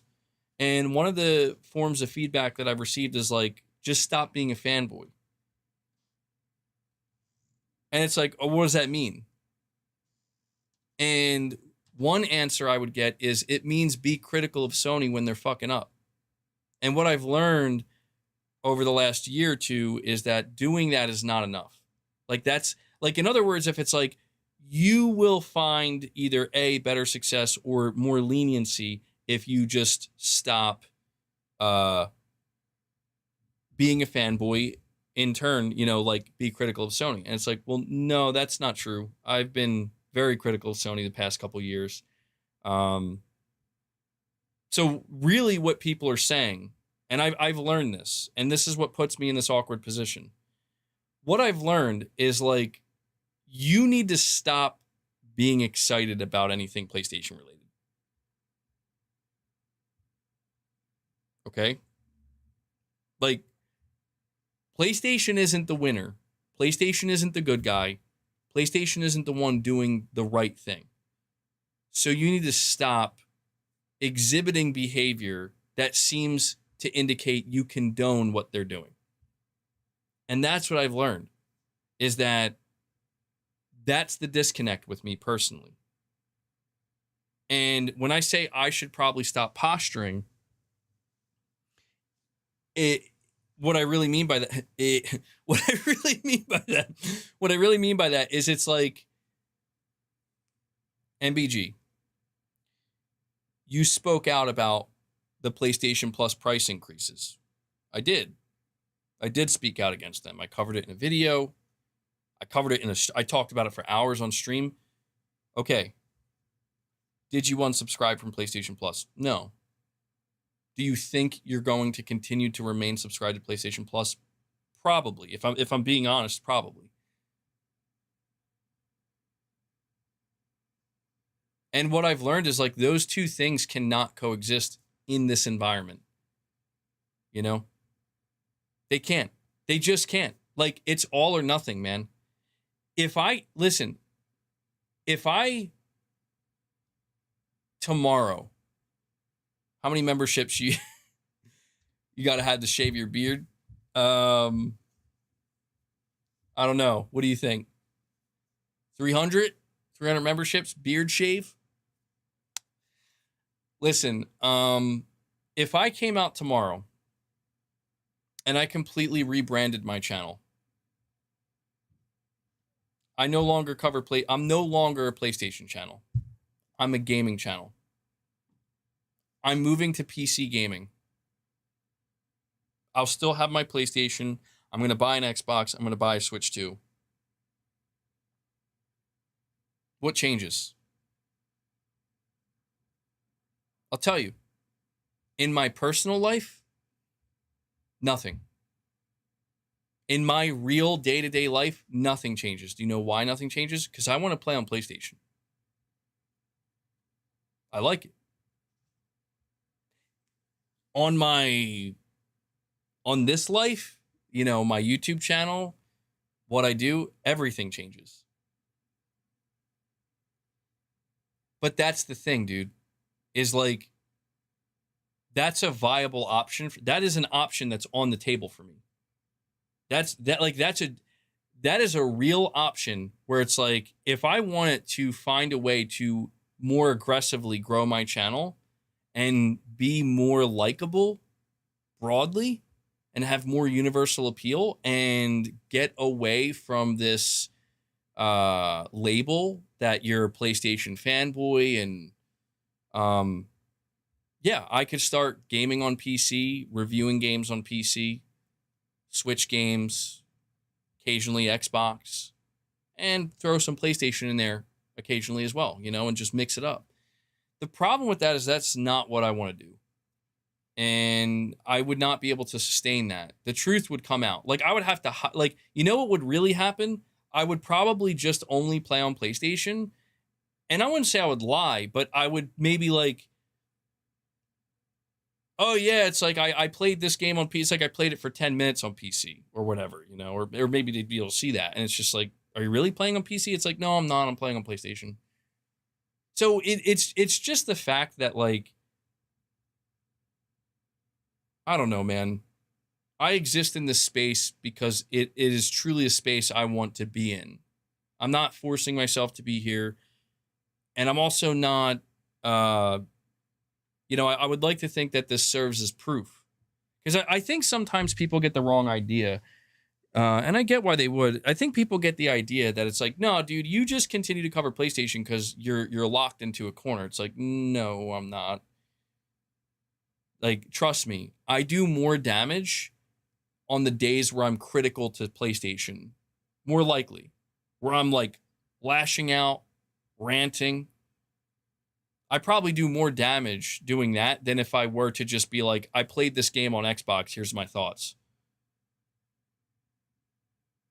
And I think some people don't seem to realize that, where it's like, I'm not locked in a corner. Like, if I'm in a corner, it's because I put myself there because that's where I want to be. As weird as that sounds. It's like, yes, I'm happy here. This is fine. I like this space. But that's the thing, man, is, you know, I've chosen to mix the thing I want to do and engage with. You know, I mix business and pleasure. They say you're never supposed to mix those things. And I've done that. And so now it's just a matter of kind of dealing with the potential ramifications of that, the ups and downs, the complications potentially that arise from that. If I had an Xbox right now, would I be playing Forza? No.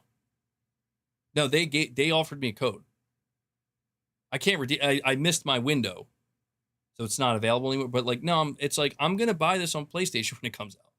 I want to get the trophies for it. Like, I want to buy a physical copy. Assuming they do a physical copy, that's what I want to do. If they and it gets back into the conversation. If they said this game's not coming to PlayStation 5, okay, yeah, I would maybe try it on my PC for real, or I would play it on an Xbox, you know? Oh, that's interesting. All the trophies carry over. Really? Oh, that's pretty cool. Yeah, I mean, but like, I'm pretty sure they're going to launch a physical version of the game. So it's like, oh, I'm fine. Like, I'm okay being patient. You know? Apparently with this game, the trophies do carry over. Like, apparently it's like cross progression. Oh yeah, I think they did announce there is cross progression, which is pretty sweet. But I'm like, I don't know, man. Like, if I had nothing to play right now, if I wasn't just playing Saros and I wasn't gonna play Lego Batman and 007 and Pragmata, maybe I would. Maybe I'd consider it. Be like, okay, why not? You know, I can do that for a little while. But I don't know if that trophy thing's true though. That's pretty interesting. But I don't know. I'm not trying to be so, like, I know I'm talking a lot of shop here, but it's not even just shop. I'm just evaluating the playing field. I don't know, man. Like, I realize that I'm not I'm not a very likable person on the internet because I'm not the most agreeable person. I'm not arrogant. I used to be arrogant. I'm not arrogant anymore. I'm not as serious as I used to be. If I ever get serious, there's a lot of people that disagree with my opinions and my takes on things and my stances. There are people that do still agree. But I just realized it's just like I don't see things one way. I don't have super intense convictions. And that's something that does not bode well when you're on the internet as a personality these days. You have to have convictions. You have to have, and I have some, such as like, well, I think there is absolutely a place for console gaming, and there always will be. I have convictions like, my trophy hunt. Like I like to hunt trophies. I have almost 60 platinums. That matters to me. That's something I don't say I'll never give up, but it's like, I don't want to ever, I'm not going to say never, but I'll never give that up. You know what I mean? I've mellowed out in my old age. Yeah. There you go. You're going to play Forza on Helix and love it. If MVG gets to 100 members, he'll buy and play 007 on PS5 instead of PC. Oh, Nicodemus, I see what you're doing. Yeah, guys, you better hurry up. You better hurry up and drop 26 more members. Or else. Oh, wait, stop. You're reverse psychologying me, Nicodemus. Yeah, you better drop 20. Somebody better drop 26 members. You guys got to do it collectively, because if not, I'm going to PC. I'm going to buy 007 on PC and play it on PC. You get me to 100 members, I'll buy it and play it on PS5 Pro. Choice is yours, chat. It's up to you. You decide. Nicodemus is like, hold. No member gifts. No more members. Do you know somebody's going to come in and be like, quick, drop 26 members. We can't have them on PC. I'm threatening going to PC. How'd MBG hit his member goals? He threatened to go to PC today. Nice. Still doing that, huh? Yeah. Oh, man. Oh, there we go. If we get 100, he has to play The Last of Us Part 2. Oh, shit. Nicodemus just flat out loses here. He doesn't get any of the member gifts, and he's still got to play The Last of Us Part 2. That's awful. PlayStation should put trophies behind a paywall. Be easy money. Like you pay $5 to unlock the ability to get trophies. Oh, no. Dude, you know what? That would stop me. You know what? They should do it. You know why they should do it? Because then trophy hunting would collapse, and then I would be free. See, that's the irony with me. It's like, wait, you just said you like trophy hunting. I do. Doesn't mean I'm not a prisoner. Doesn't mean I'm not a prisoner. You heard him, guys. He's going to PC if we don't get some numbers. No, I mean, we did good the past 2 days. I appreciate it. I mean, I set a goal of 200. I overextended my reach. But, to be fair, listen, if we converted the super chats into into memberships, we would have probably crushed 200 or be very close to it. So, there is that part of it to factor in. I appreciate the support you guys show. I don't know. I might try to realign myself a little bit going into June, or specifically going into these events, because I mean, I do think this has the potential to be the best PlayStation event we've gotten in a long time. I think Summer Game Fest is probably going to be a good one. It's Summer Game Fest. I think Xbox's showcase is probably going to be good. So I'm actually like, there's 3 big shows within 1 week that I feel like I think this is a good time to actually get excited. And we know we're going to see a ton of games that are coming later, that they're coming later this year, but also mostly in 2027 or maybe even beyond. And we know there's still a ton of games left to come out this year. So generally speaking, man, I think we're in a pretty good spot. I do. Sony, that one is free. It's called Trophy Pass. Damn, bro. They got to hire your ass. They got to get you on board. All right.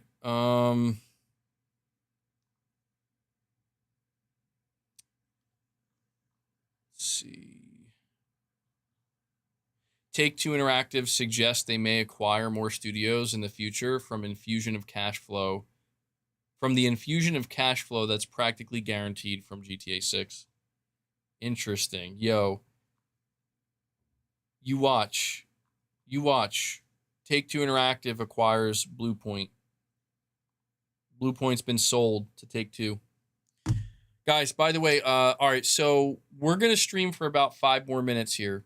Okay, and I think we're going to wrap it up. It's been a pretty long day. I've been streaming for quite some time now.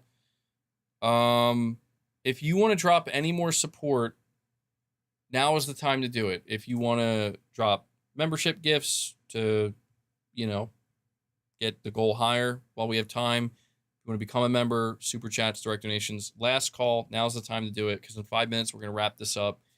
I'll probably be taking tomorrow off. And then we'll probably be back here Sunday, and we'll hit the ground running, hopefully on Sunday.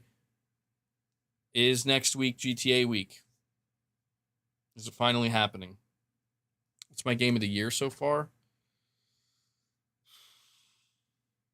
I mean, I think it's still Resident Evil 9, dude.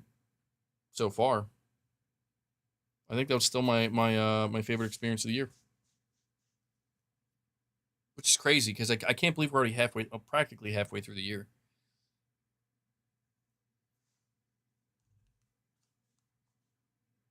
All right, I got to close out some of these tabs because they're...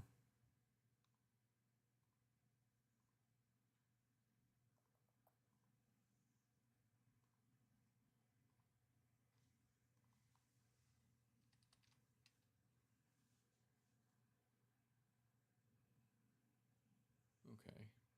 And you know what? Next week, the Days of Play sale starts too. So do keep that in mind.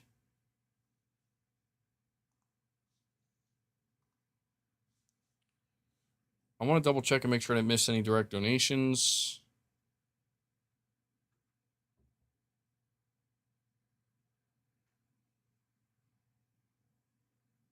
No, we're good. All right.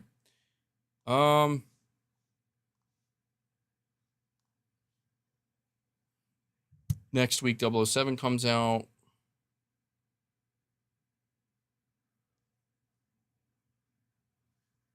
Crimson Desert's your game of the year. Another crazy update today for it. They've done like 10 huge content updates since launch. What people ask for, they put in. MBG definitely could win Community Game Award. I saw something about that today, yeah. It does sound like Crimson Desert for quite a few people might end up actually being game of the year for them. Even during a year with GTA 6. I mean, I'm kind of not surprised. Like, there was so much hype for that game. And generally speaking, it seemed like it mostly lived up to it. It seems like it has some flaws, but yeah, the amount of updates that they provided, I mean, they're basically treating it like a live service game, which is interesting. But good for them, man. Good for them. All right, guys. Yeah, that's going to wrap up today's stream. 200 hours, haven't been to the desert. Nice. Yeah, I love that. I love when I buy a game called Crimson Desert and I spend 200 hours in it and I still haven't reached the Crimson Desert. That's going to do it for today's stream, guys. Thank you all so much for tuning in and hanging out with me. I do want to give you a quick reminder that we did do a members-only Morning with the Misses this morning. So if you are a channel member, go check that out. If you're not a channel member, consider becoming one and checking it out. And yeah, we will be back here on Sunday. We'll see what topics we have to discuss. I'm sure we'll have something. Who knows what could come out between now and then. But before I head out, I also want to thank you guys for all the support today. If you dropped any support today, we did, I think, multiple streams. So whether you did memberships, super chats, guess it's too late for the live react. What are you talking about, Leo Jimmy? What are we reacting live to? Was there something I was supposed to react to? My brain's kind of cooked at this point. Oh yeah, and Ray dropped the Discord link in the chat.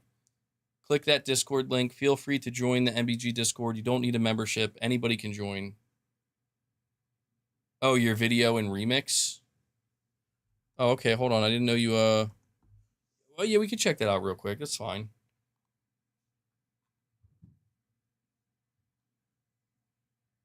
Where... All right, hold on. Let me... I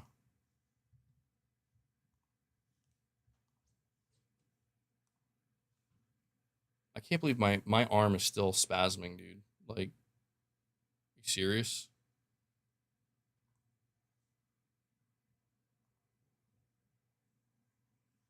All right, let me move to a new window. Is it called Your Best Work? Is that the one?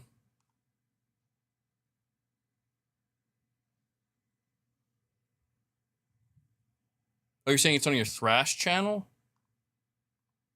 It's not on your YouTube channel?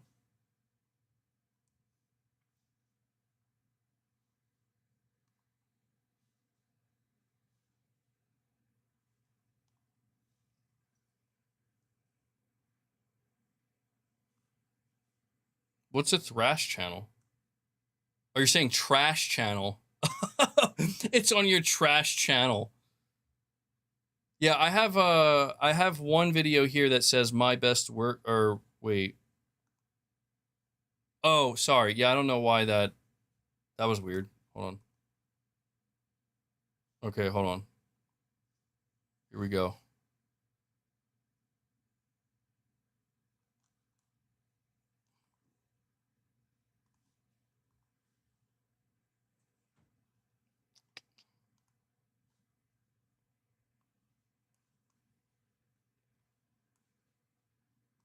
All right, we'll let this be what closes this out today. I might have to, I don't know if it's going to come through too loud. The heart wishes of everyone you know would surely be your strength. And leave Himiko's defeat to you. Oh, dude, I got so confused for a second. I'm like, wait, what?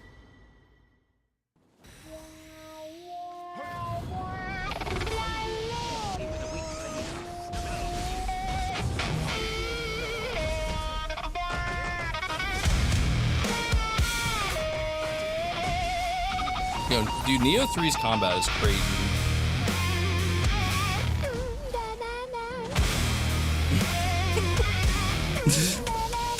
What is that?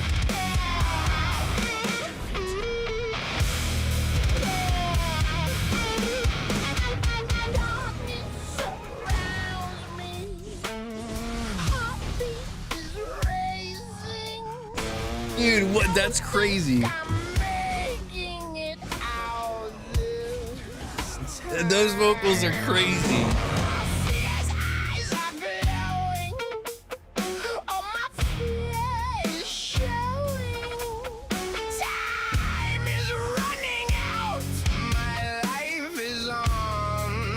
Dude, I actually really like the vocals. That's awesome.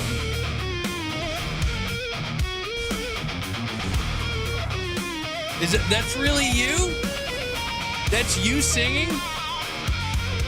Are you serious?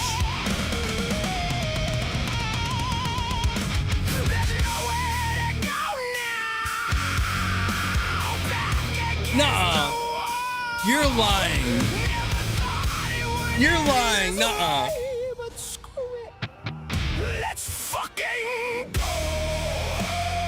I don't believe you, Jimmy. No way.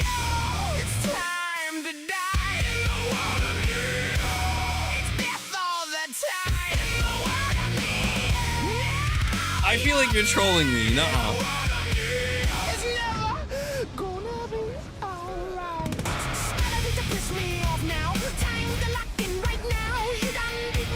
Dude, I like, if that's truly you, I love the style, bro. That's awesome. That's fucking awesome, dude.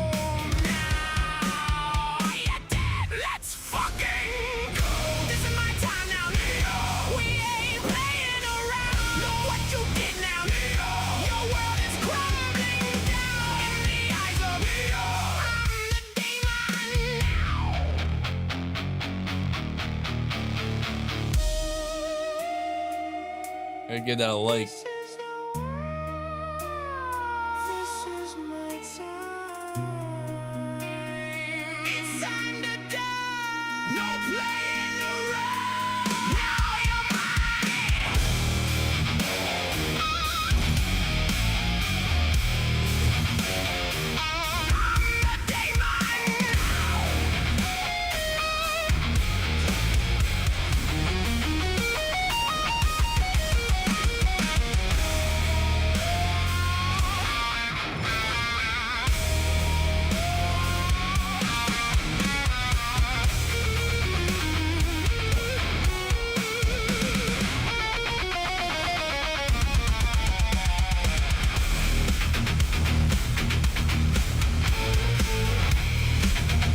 It goes really well with the gameplay.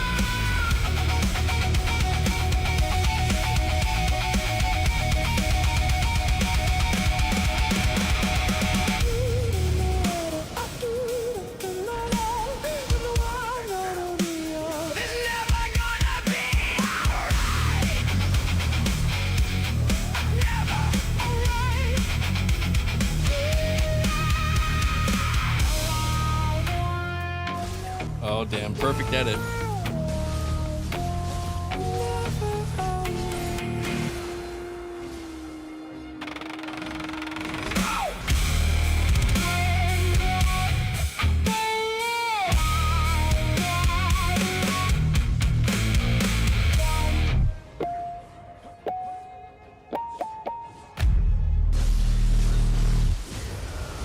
Superb. Not even Benkei or the Tyrant warriors could match your skill. Yeah, that was awesome, dude. That was really good. I feel like it just keeps getting better and better. Good shit, Leo. I like that. Yeah, and it goes so well. Like we listened to it a couple times, just the audio. But when you see the video and you see the combat and the editing, it goes together really, really, really well. Good shit, man. I like that. Makes me want to play Neo 3. Nah, it's not my game, but good stuff, bro. Well, there we go. We'll let that be what closes out today's episode of Press X Podcast. Shout out to Leo Jimmy. You go check that out on his channel if you guys want. I know you told because you came in. I feel bad because you came in here the other day and you said he's right in the chat. It's Leo Jimmy. You can go check his channel out. You could just click on his icon and click go to channel. You were saying you were editing his trash channel. Yeah, go check out his trash channel, guys. I'm so kind. But you said you were like almost finished and it just got like corrupted and you had to redo it again. So that sucks, bro. Been there. But all right, guys, that's it. That officially wraps it up today. Appreciate all of you guys hanging out with me and chilling. But I also want to make sure before I head out, I got to give a shout out to Devil Shooter. Devil Shooter does the timestamps for the streams. They might be a little bit late today. I think he gets them later on Fridays. So big shout out to Devil Shooter for all the amazing work he does for the channel and the community. And the only other thing I want to ask you guys to do as you're heading out is just make sure you hit that like button. All right, to support the stream. And that's it. All right, guys, enjoy the rest of your day, evening, or night. I will see you guys back here on Sunday. Okay, so until then, take care, everyone.